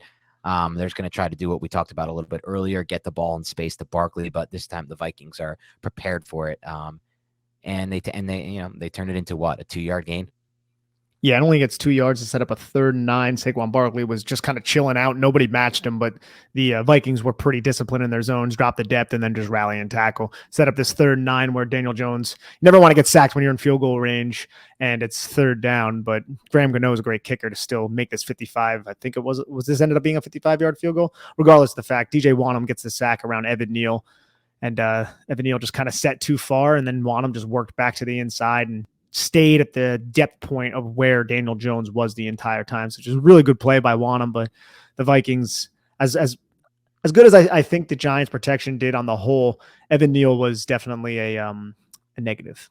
And you can see a couple other things that contributed to this play being dead. The first is, if you watch Richie James before the snap, you just saw it on an angle. He has no clue what the play is, because he throws his hands up, and then after throwing his hands up, kind of just runs his own route.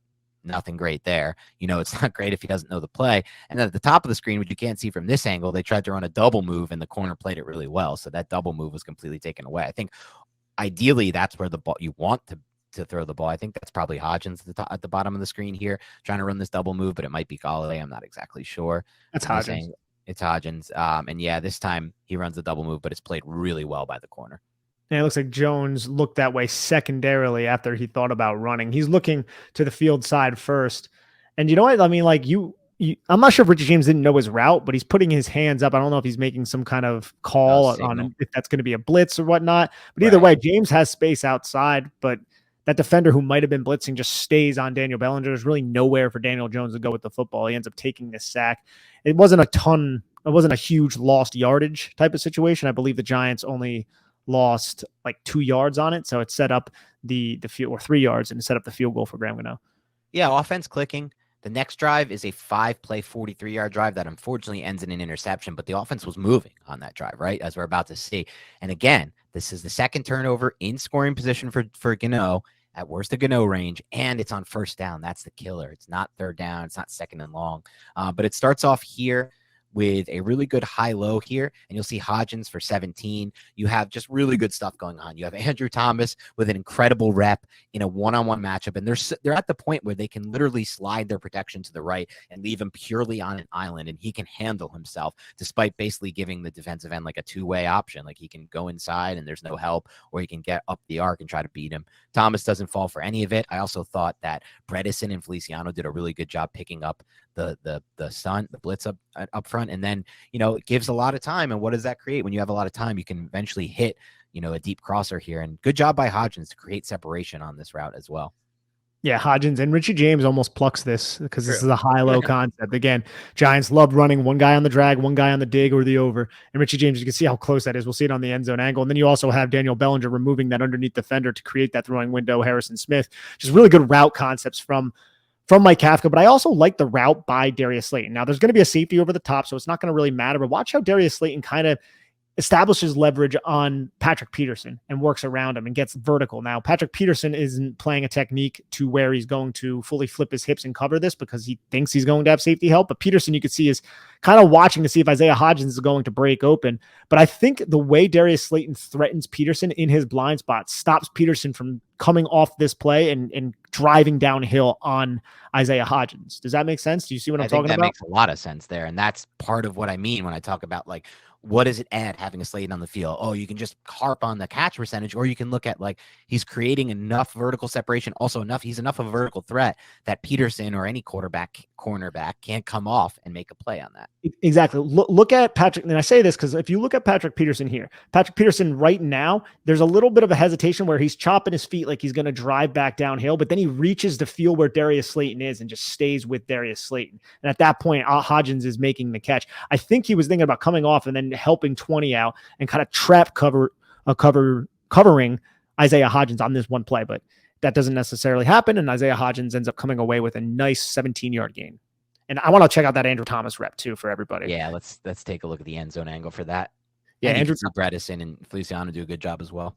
Yeah, Andrew Thomas against Zadarius Smith, and Zadarius Smith tries to do kind of like a ghost technique rush where he's just going to dip his inside shoulder, kind of fake a long arm or a chop, and then just win with speed. And Andrew Thomas keeps his hands, and then he sees what's happening, makes contact, and just continues flowing up the arc, gets his chest on the back as Zadarius Smith goes to twist inside or spin inside, and there's just really nowhere for Smith to go.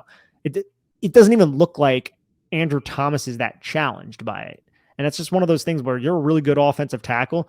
You just make, like, it's aesthetically pleasing to watch you play. Yeah. And Andrew Thomas is at that point. I think that's a very well, nuanced way to describe that. And it's true. It is aesthetically pleasing watching him play left tackle, which is great for us. Anyway, sets up a 1st and 10 here after a chunk gain of 17. And here comes another chunk gain against the cover too. It's a 14-yard chunk out of this, under center, play action, rips the ball to Richie James. This is a great read by Daniel Jones here. He recognizes that this is going to be available to him, and he just drives the football into James. And you could see pre-snap, it looks like this could be like a cover 3, it could be quarters. It goes to a cover 2 type defense. And I think this is one of the reasons why Brian Daboll and this coaching staff love Richie James. It's because Richie James is very smart with these types of routes. His initial stem is going to explode off the line of scrimmage. He's going to eat inside, get that defender who's kind of walling Richie James off. And what I mean by walling him off, it means he's basically going to turn his shoulders towards Richie James and not allow Richie James to cross his face inside. He's influencing him outside. So Richie James just goes to explode inside. And then I think he recognizes the coverage and then just sits right in the spot where that other flat defender is supposed to come out and help the walling off defender. And look, he doesn't flow back to the outside. He just kind of sits. And I think these are the types of things when we talk about choice routes and things of that nature, it's just understanding where to be depending on the coverage that you see and being on the same page as your quarterback. And that's exactly what we're getting from Richie James on a little simple play like this one that ends up going for 14 yards. Well said. And so that sets up a 1st and 10 here. Another thing I like to see, which is Jones doing a better job of kind of reading things out pre-snap when it comes to the blitz. He reads the blitz and gets this alert out to James on a 4-yard for the bubble, and ends up only being 4 yards. At some point, they're going to break one of these. I don't know when it's going to be. Hopefully this season. Maybe you need different personnel. We'll find out. But at some point, this is going to turn into a bigger game. Yes, it's going to turn into a bigger game. But if you look at the formation that we broke down maybe about a half hour ago, you have the cornerback over the top of Richie James looking inside with the safety about 6 yards, 7 yards off of the apex defender's ass. It's that same look that he threw the bubble at in the red zone before that ended up getting rallied and tackled. But here, the blitz comes. Jones recognizes it, gets the football to Richie James. Isaiah Hodgins does a good job taking on the defender who was initially assigned to Richie James, but then the other cornerback makes a really good open field tackle. Sets up a 2nd and 6. And this is another good job in quick game. Again, let Jones cook in quick game, right? Let the offense operate through him in the shotgun in the pass-heavy approach. That's what I like, at least at this point. And, it's a high-low against a cover 2 look. It's pretty simple stuff. It's not hard for Jones to diagnose this. He sees it, and he gets the ball out to Darius Slayton here. And Slayton does the rest after the catch and turns this into, an 8-yard gain to move the chains? Exactly. Yep. And good job by Slayton to recollect himself after catching the football. It's just a little pivot return route. And Patrick Peterson needs to respect Daniel Bellinger's 7. Just an excellent timed called play against this defense. Sets up a 1st and 10 here. Unfortunately, this is the play where they try to run the play action, and he's going to try to throw the ball, but it's intercepted. This is one that Nick was talking about earlier when the receiver is kind of well into his horizontal plane. Sometimes Jones's ball placement is off, and this is an example of that. The throw is not where it should be. It's inside. It should be leading the receiver. So if anything, it should be way outside to lead the receiver. So at worst, it's incomplete. Instead, when you throw it too far inside, like you see on this example, there's a chance for an interception. You want to give no chance for an interception. Best way to do that is just to lead the receiver. Good play by Andrew Thomas to hustle and get Patrick Peterson out of bounds. You'll see it on the end zone angle if you're watching on YouTube. Under center, you're going for play action. Isaiah Hodgins, at this point, he has space if you lead Isaiah Hodgins, but Daniel Jones just throws it behind. It has to be at least another 2-3 yards upfield, depending on the trajectory you're throwing with. But if you're going to throw it on a dart like that, you can't put it behind your receiver. Right. Patrick Peterson can easily, and this is a good play by Peterson too. I'll give credit where it's due, but this is an easy play for a player like that. If you're it's an easy play in trail position for someone like Peterson. He's going to be able to kind of undercut that every time. So you really need that ball thrown upfield. Part of why you can't throw it upfield, at least you got to give at least part of it to this, is a really, really bad rep, unfortunately, from Evan Neal here. Dalvin Tomlinson, man, just gives him a shot. It's tough. It's a tough look. Like it's part of it is what you talk about sometimes, Nick. It's like, look at he just never is good with it seems like he's really bad with his hands so far against NFL level talent, which I didn't think was like a massive issue at Alabama. I don't know, but look how fast like he gets defeated. Yeah, it's not even just the hands. You're right, because I feel like his hands at Alabama were vice grips. Here, he doesn't really establish and then like get like Josh Azudu. We talk about vice grips for hands, right? I feel like Josh Azudu, even at the NFL level, if he gets his hands inside you, you're done. Evan Neal, not so much. Evan Neal has a really tough time sustaining, and I think the worst thing about Evan Neal in these types of situations is he doesn't bring his feet with him. Like his eyes, his feet, his hips, his hands, they all don't work in unison together. Right. And that's a big problem. You could see it here. He has his hands on Dalvin Tomlinson, and this is a little bit different. This isn't a traditional pass set. So this is like a play action rollout type of play, judging by, or I don't even want to say rollout. It's just a play action play where Daniel Jones is going to set up in the pocket because there's no way Daniel Jones would roll out. There's no routes going to his right.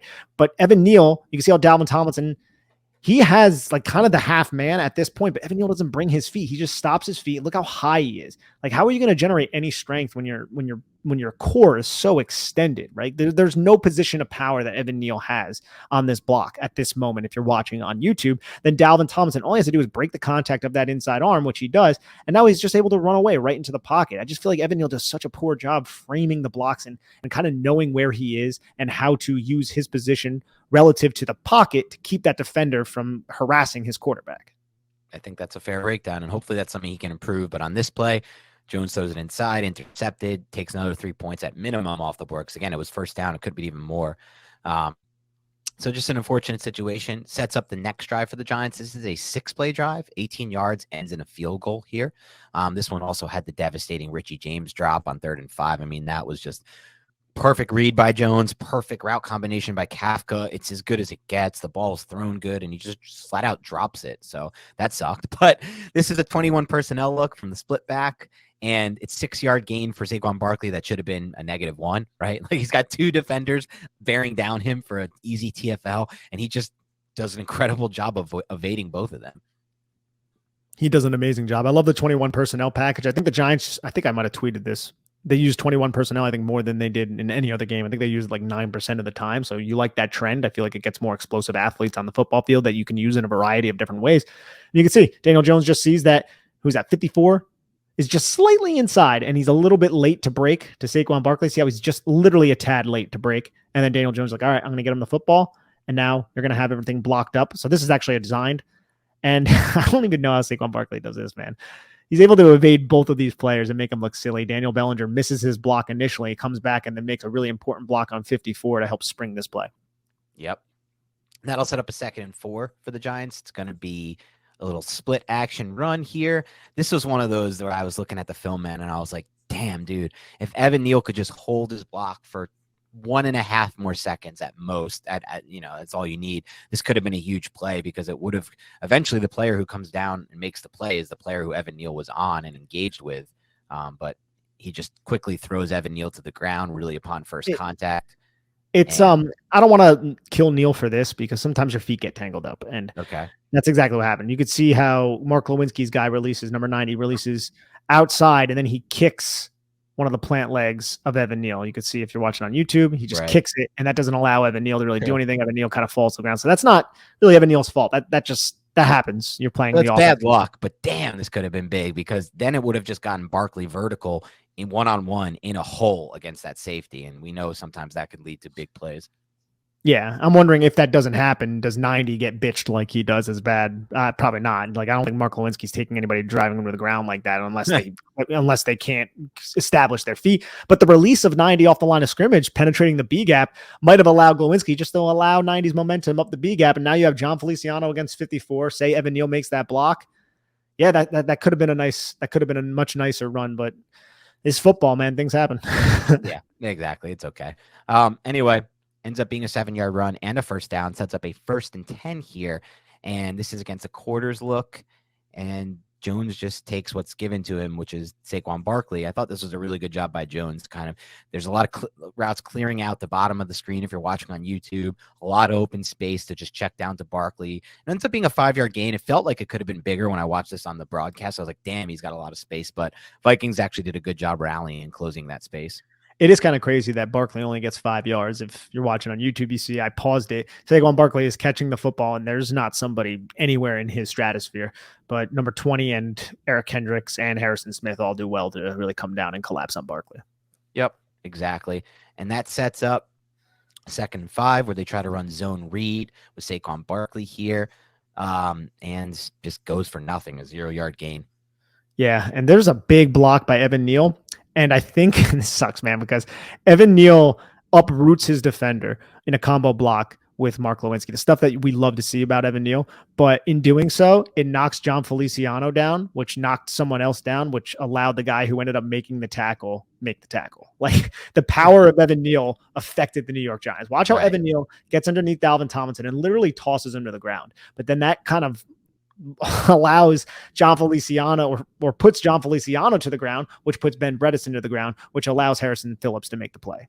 It's like a domino effect. It is a domino right there. Back-to-back play, or 2 plays ago, there's like similar type thing happened with Evan Neal getting his feet tangled up. But sets up a 3rd and 5 situation here for the Giants. This is the drop at a 2x2 set. They get exactly what they want here. Bring James in motion. The Vikings blitz that inside backer. He's wide open. Jones recognizes it, reads the blitz perfectly, puts the ball right on Richie James. You can't even say a word about ball placement because it's as good as it gets, especially with the blitzer coming down. He knows he's going to take a hit, man. And James I think he just kind of looked upfield before securing the catch. I think that's exactly what happened. Yeah. Yep, that's exactly what. This is a great job by Jones. It's right in his face. He sees the guy come right through the B gap, knows there's a 3-versus-2 in that direction. He knows he's screwed unless James can win inside, which we know Mike Kafka. He's going to design those inside breaking routes, which he does. And he does this by having a 3-by-1 set, motioning Richie James to a 2-by-2 stack. That's exactly what we saw on the previous play, right? Just stem outside, go right inside against man coverage. You're going to have all the space in the world. He did. Mike Kafka drew it up, but Richie James just couldn't hang on to it. And then the Giants forced an immediate punt, which was like a big momentum swing from the defense. But then they go 3 and out and get the block punt in the span of 4 plays. That was what really, I think, lost them this game, if you're looking for one thing, because it just changed so much of the impact of the game. So we'll go over this 3 and out drive here. It starts off where they're just trying to get Barkley the ball on the flat like they have been all game. But this time the Vikings make a good play on it and stop it for 1 yard. Yeah, Eric Kendricks, man, there's a really good play to restrict Barkley's space and challenge. You could see how before they weren't taking these aggressive angles, right? Like they would kind of run along the line of scrimmage. But now they're like, we're not going to even allow Saquon Barkley to collect himself once he catches the football and give himself a 2-way go, because we don't want to look like John Bostic from last week. So get him the football and then be right in his face. And then Saquon really doesn't have anywhere to go. Good play by Eric Kendricks. Yep, sets up a 2nd and 9. The Giants try to get themselves into a 3rd and manageable. So they're just going to look at the off leverage here, pre-snap, and throw a little 5-yarder to Isaiah Hodgins. And Isaiah Hodgins able to come down with this catch too. Makes it, can't get to the sideline because Harrison Smith kind of clamps down. But you got to like the fact that they're trying to get themselves into some manageable situations, but they can't do anything on this incomplete pass to Isaiah Hodgins on another quick route that seemed to be predetermined. Yeah, so this is an interesting one because it's definitely quick game, predetermined. He wants to get the ball to Hodgins because he's going to be able to win that route like he did earlier in the game, as we saw in that 3rd and 5 there. It was basically the exact same play, and he would have had to take a hit. But the sucky thing about this is if you're looking on YouTube at the top of the screen, Darius Slayton has one of his, he gets 3 in this game. There's 3 filthy releases from Darius Slayton. We've already gone over one. Another will come later. And here's the second one where he just completely burns Patrick Peterson off the line of scrimmage with his release. They say in the NFL, 1 yard of separation is considered separation. This is like he's got at least a yard by that point, and he's got the step on Patrick Peterson. But again, with all these quick game type, predetermined type throws, he's just never really looking at Slayton here. No, he's not. I think he believes 24 is going to be on Daniel Bellinger. He was right. So now all Isaiah Hodgins needs to do is win inside. But I feel like that linebacker, Jordan Hicks, just plays this really well, reading Daniel Jones and then delivering this football. And Isaiah Hodgins has to catch it with 2 guys contacting him, sandwiching him. And then the cornerback does a really good job just kind of stripping Isaiah Hodgins of the football, which forces a punt, which ended up getting blocked. And like you said, I think that would be the determining point of this game. It's very hard that the Giants were even in this game. It's kind of not miraculous or anything, because I don't believe the Vikings are all that good of a football team relative to their record, but they had a lot of mistakes and they shot themselves in the foot, the New York Giants, yet they took a 61-yard field goal at the last second to win this game. 100%. The Giants had 2 turnovers in field goal range, and that punt, the drop on 3rd and 5, all sorts of things that screwed them up in this game and took points off the board, and they still almost won. But we'll go over this gotta have it 11th drive, the 7-play 75-yard touchdown drive, and the 2-point conversion play we're going to run through. Look, the Giants picked up this drive with 3 minutes to go. Everything was on the line. They need to go 75 yards, score a touchdown, and convert the 2-point conversion. They did all of that. That's a really good check mark for me, at least in the Daniel Jones book, and it should be for anyone. It starts off here with just a simple stick route to Richie James for 8 yards. Yep, just simple. Just find space between 2 defenders, move the sticks, get your offense in a rhythm. I feel like over the last couple games, Giants have done a really good job with that. Sets up a 2nd and 2 where Daniel Jones is going to find Richie James. Yeah, so this is probably one of those ones. Look, only been a few, but this is the second throw. The early throw to Saquon Barkley in the flat, that was low and away. And this one, to me, look, it may go down as a drop, but I never consider these drops when the ball's behind the receiver. I know you're supposed to catch it, but I think it's really hard to flip your hips around, flip your whole body around, and catch it on your back shoulder. This is not, again, and it's similar to what you said, by the way, a guy, creating separation on the horizontal plane. He's already kind of running on that horizontal plane, and the ball's thrown behind him. Really, let's be honest about the situation. This should be thrown to his left shoulder. Yeah, I would agree. This is a drop. I would say it's a drop, but the ball placement has to be better. In Daniel Jones's defense, I'm thinking maybe Daniel Jones put this football where he did because the safety. Yep, and that's fair. Yes, and I think that's a fair thing to consider. I think that's probably the reason why, albeit on these types of routes, this is on the horizontal plane, but it does seem like Richie James is kind of out of his break at this point, or just kind of coming out of his break and rounding into form. It's not kind of like the other play. Whereas the Darius Slayton one he was moving well out of his break. He was already like on his 5th step out of the break. And those are the throws where I feel like Daniel Jones struggles here. This could have been a little bit of the safety being where he was, him thinking Richie James was going to stop his route because the safety was there. Or it could have just been bad ball placement. It's kind of a little bit hard to tell, but it's not as clear to me that it was just purely on Jones. And I think that's fair. Here we go with this 3rd and 2 situation here. This, to me, is a really good example why you need a player like Darius Slayton on your roster, because he creates so much after the catch that other players don't do. Think back to that Texans game. All they did was throw it out to him in the flat, and he took it for 55 yards for a touchdown in a Texans game that ended in an 8-point win. And you just have plays like that throughout the season that haven't been made by other receivers for whatever reason. Richie James isn't making those kinds of plays. Isaiah Hodgins, I love him. He's not making those kinds of plays. Kenny Golladay, David Sills, whoever they've tried there. Wandell had a couple close, but nothing like this. And this is a 32-yard gain on just a simple drag over the middle. And a lot of that is because he has the speed and the post-catch acceleration to create those extra 25 yards. And if you really want to just look at brilliance in coaching and things like that, yeah. Top of the screen, you have the stack. We've been talking about stacks all game. This time, Darius Slayton, he's on the line of scrimmage. Daniel Bellinger is off. The defender who was kind of up on Darius Slayton is Harrison Smith. He's a safety, right? He's been in the league for a while. He's a Pro Bowler, very good football player. And then there's one defender who is about 6 yards off of Harrison Smith to the outside. So what the Giants are going to do is they're going to run the number 1 receiver who's off the line of scrimmage and Daniel Bellinger stack. Again, they're basically right on top of each other on a reduced split. So they're inside the numbers. And they're going to run Daniel Bellinger right at the cornerback and then drag Darius Slayton underneath the release of Daniel Bellinger. So what is that going to do? There's no way that cornerback's going to be able to get to Darius Slayton. There's just too much traffic for him to get to Slayton, right? To get to that hip.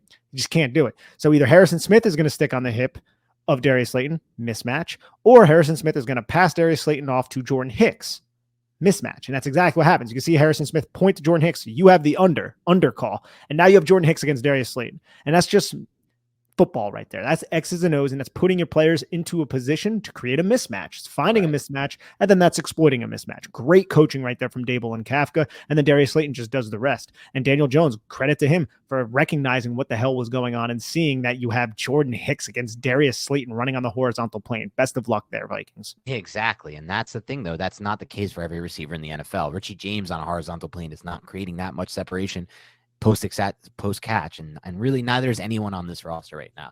They can find someone in the draft who can do it for sure. Those guys come into the draft every year, but why not have 2 on the roster, right? Why not have 3 on the roster? Because Marcus Johnson can do this too, but he's really bad at a lot of other things, and so he can't find his way on the field.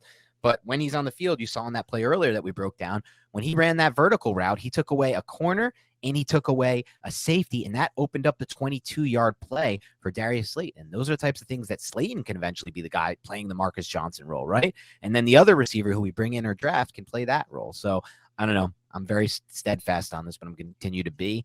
Anyway, this sets up a 1st and 10 situation after a huge 32-yard gain to get them into scoring range. And they try to run on one side of this play, two double post corner routes, or it's a post from the number 1 in this 3-by-1 set is what I remember from this. He ends up trying to basically go to Barkley on this. There's not really anything too egregious here. I just didn't think much was open on this route combo. No, there wasn't a ton open, but I like this route concept against man coverage. Now the Vikings drop with 2 safeties back, so they're basically in a some sort of match type of defense. Looks like it could be some sort of quarters. There's a high-low down at the top of the screen you could see, because the Giants are going to take Rich James from the number 2 spot, run kind of a post corner route, and then you're going to have a post corner route at the bottom of the screen. So just a bunch of poco routes. And I think you have Daniel Bellinger to the flat, but Daniel Jones opts to go to Saquon Barkley, who is well covered by the linebacker on this play, ends up going incomplete. Yep, and that'll set up a 2nd and 10 where they're going to run a post wheel with double spot inside. And this is one where it just gets knocked down at the line of scrimmage by the defense. Just the second batted ball of the game from the defense here. Just a tough one for the Giants. Yeah, big 95 gets his hands up there, just knocks it down. Puts the Giants into a pretty crappy situation, a 3rd and 10. Yeah, so now the Giants, they find themselves in this 3rd and 10 after the ball was knocked down at the line of scrimmage. And you can see how Jones, he is a 5-man protection package, so obviously someone ends up kind of coming right into his face. The Giants face 2-man under. And I got to say, man, Daniel Jones is just one tough SOB, because his eyes downfield, but there are 2 safeties that are high. And I got to say, the Vikings are kind of clamped all over the New York Giants. No one's really creating separation. I think you could possibly say Isaiah Hodgins had some leverage on the corner route that's to the field side, far throw. Daniel Jones under pressure, don't throw the football. Daniel Jones is still able to evade Danielle Hunter and then run and lower his shoulder on number 44, a linebacker. And I got to say, man, the kid's just tough as nails. And this sets up the 4th and 2 that ends up being a touchdown. But we watch this from the end zone angle. A lot of quarterbacks aren't going to do this. And ideally, True. Dan, and I'm sure you would agree with me, I don't want Daniel Jones doing this. I don't think it's wise. I don't think it's smart.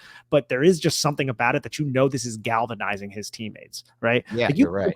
Look at that, man. You look at what's going on in Denver right now. And I know they just fired their coach. But that offense hates Russell Wilson. And it sucks, man. It's just a total, just crappy situation. These players in the New York Giants locker room love Daniel Jones. They absolutely love this guy. They'd run through a wall for him, and that says something about him. Yeah, I completely agree with you. It does say something. There is some added, intrinsic value added for that type of thing. And I don't know how to quantify it. It's hard to put, it's not really tangible, but it's something that you have to consider for sure. And so let's go over the 4th and 2 play. It's a gotta have it play. Saquon Barkley, touchdown run from deep. This is really good individual play from Saquon Barkley. I mean, it's blocked pretty well too, obviously up front. Gates has a really good block, for example. Specifically, I thought Gates did a great job on this one. But Saquon Barkley is doing Saquon Barkley things for the most part here. Yeah, you remember when Sean, this is an excellent play by Saquon Barkley, but do you remember when Sean brought up Zadarius Smith aligning on the inside against Link? Well, we saw him up against Glowinski a couple times, and here he is up against Nick Gates in a situation that could have easily been a pass out of the shotgun. The Giants opt to run the football on the 4th and 2. Gotta have it moment. I think in terms of Saquon Barkley, this is so impressive because not only does he find the crease behind the combo block, Nick Gates does a great job holding up Zadarius Smith, but once he gets the first down, watch how he just puts his foot in the ground and turns the Jets on to cut off that angle of the safety. That is very, very impressive and rare to be able to explode out of your break like that when the hole is that narrow and you don't even know if you're going to step on someone's legs. That is exceptional acceleration out of the break at that point. Right. Completely agree with you on that. Just impressive play from Saquon Barkley. Game tie, or give them the chance at this game tying conversion. And so we'll wrap up here with our last offensive play of the game. It's the 2-point conversion. I love the play call. I love the play design. I think on all 2-point conversions, I've said this on reaction, with a rushing quarterback, you should always get him rolling out. But really what I love here is the play by Daniel Jones here and the play by Daniel Bellinger, but mostly by Jones because he's rolling out to his right. And one thing I've seen so much of by Jones this year compared to past years is the patience and the ability to kind of like be rolling to your right, but not be panicking, not be just like running into a defensive player as a runner, or not be just like firing a ball low and away to like your first read Barkley. The first read's taken away. This play is designed to have Saquon Barkley open, beating the linebacker, and have the linebacker or whoever is, has him in responsibility fooled to the run or whatever it may be.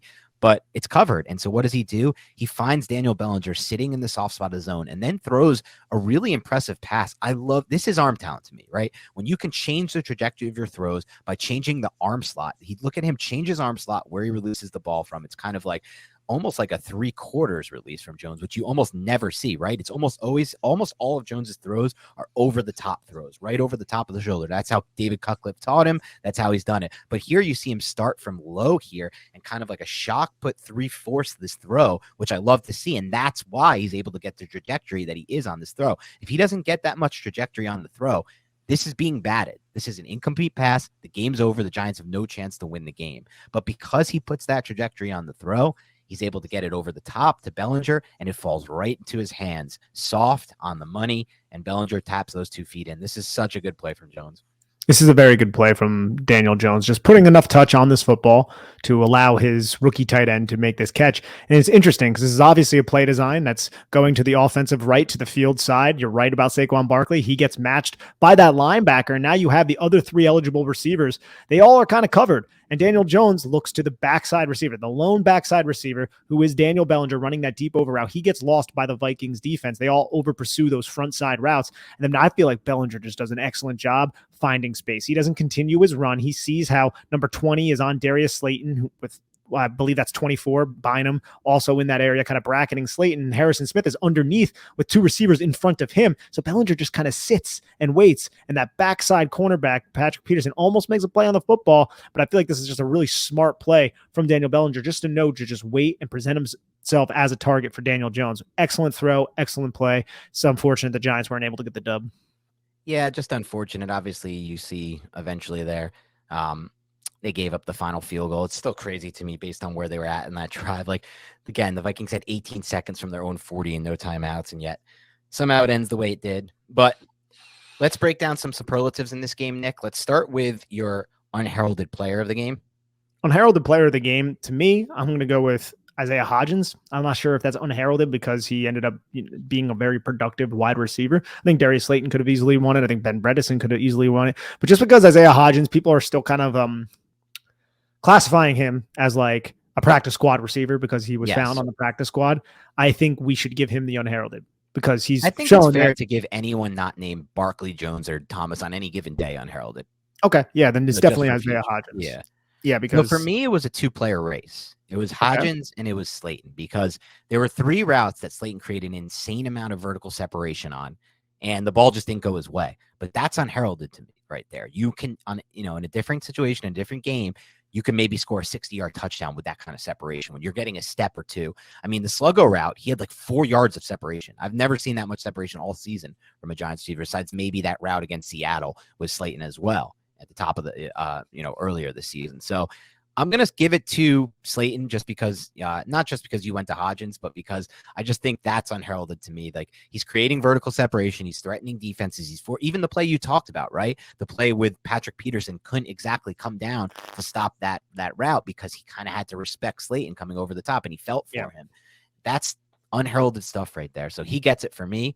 How about your highest? I don't think we do this on offense, so let's skip over that one. How about your best throw of the day from Daniel Jones? Going with the switch release ball to Richie James there on the post wheel, because again, that's a field side throw. We haven't seen a lot of field side throws from Daniel Jones. It's a rip. It's a dart. He puts it, in my opinion, close to on the money. I'm just considering it on the money. I just don't think that should be a perfect throw. It's a tough throw to make.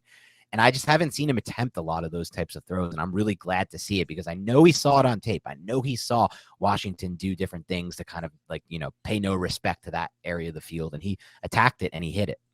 That's what I love about it the most is the confidence to do that. Not that I think Daniel Jones lacks confidence. We just haven't seen him take it, those types of shots. And you got to, like we said, got to make that defense respect every inch of the field. Minnesota's a good defense to force them to do that because they kind of suck on the back end. Yeah. And negative YouTube comments, please, Minnesota Vikings fans, please. But I would have to say It probably would be that Richie James though, but I'm going to go with the Isaiah Hodgins one on the double Okay. move, which is also my favorite route. So just bleed into that Isaiah Hodgins double move, which we know is in his arsenal because he ran it against Philadelphia. Right. It's disgustingly effective. And not only that, as far as why it should be your favorite throw, your best throw, because he also was taking a hit on that one, which he wasn't on the Richie James one. So I think that probably adds to it as well. And there's a lot of great throws in this game. I would put the Bellinger 2-point conversion in there personally because I just love to see a different arm slot, a different trajectory. And that was a really difficult throw. Again, if that trajectory is off, it's not a completion. So there were a few balls in this game that I thought Jones throw the ball really well in this game, which was great to see because that's what we need. How about the best route? Oh, you did the best route. For me, the best route is going to be the Darius Slayton Sluggo route. As I said earlier, on that route, he created 4 or 5 yards of separation. That's insane. I never see that from anyone on the Giants. Maybe other receivers around the NFL are doing that, but I don't see that often. And so that'll be my favorite, that Sluggo route we went over. How about the best play call from Mike Kafka? Your favorite play call from Mike Kafka? I think it's the Darius Slayton drag that I broke down like maybe 20 minutes ago with Daniel Bellinger releasing to the cornerback. And then that's going to create a mismatch between a safety and Darius Slayton or a linebacker and Darius Slayton. If the undercall happened, and then 30-plus yard gain on Darius Slayton because of it. Yep, I think that's fair. I will go with unfortunately, the fumble with Daniel Bellinger. I just like the design there out of I-form. We haven't seen that. Got him matched up one-on-one against the linebacker. I think he's going to win that every time. And you had the clear out on the bottom, to his side to where he was running. So it really created a lot of space. Unfortunately, it was a fumble. Best player on tape. Best player on tape. I guess I'm going to go with Andrew Thomas. And I know he was credited for the sack, but I still think Andrew Thomas is just a shutdown tackle that you can isolate basically all the time against slide protection on the other way, and he can go up against your best pass rusher and be effective. So I'm going to go with Thomas, although I think Daniel Jones has a solid case, and Saquon Barkley probably too. It's a 2-man competition for me between Daniel Jones and Andrew Thomas. I'm going to go with Andrew Thomas, though, for the reasons you broke down. I think he was a little bit more perfect, though Jones had a really freaking phenomenal game. But it's this close for me, that race, and I'm going to go with Andrew Thomas. All right. Let's finish up with a pass blocking grade and a run blocking grade. Let's start with the pass blocking grade 1 through 10. Pass blocking was, I would say, adequate to solid. Evan Neal was definitely an issue, so I'm going to go with a 5.8. I think that's fair. Evan Neal was an issue. Nick Gates had his troubles at times. Feliciano was on the ground for one play. That could have been a huge play if he didn't get tripped up. So there were some issues, but overall, they were able to throw the ball a lot in this game. So well. So I got to go in the 6-6 range, and I'm going to go 6-6 because of that. Let's do a run blocking grade 1 through 10. We'll wrap up there. I'm going to think a slightly higher than the pass blocking, so 6.2. Yeah, the run blocking was much better in this game. It's been better in recent weeks. Starting last week, they start to finally get some push up front with Duo. I think Ben Bredesen's playing a huge role in that personally. And I think even having, just in general, having a little bit more continuity on the line helps. So I'll go with a 6.2 for the run blocking. I know that's lower than my pass blocking grade, but I did feel like the pass blocking, again, when you throw the ball that many times and you don't have too many plays blown up by the pass blocking, it's a good sign to me. So I'll go with that. So we'll wrap up there. So the offensive film breakdown. Merry Christmas to all. It's now after Christmas. Going to be New Year soon. I'm going to do defensive film tomorrow. Most likely, I think Nick has some plans and some things, so we'll work around and we'll figure it out. We'll have a preview for the Colts coming up, and hopefully maybe do something else like a mailbag before New Year's or something like that. So you guys, in case you're driving anywhere before New Year's or going to plans that you need a podcast for a commute, we can hook that up. So otherwise, have a great rest of your week, and we'll talk to you soon.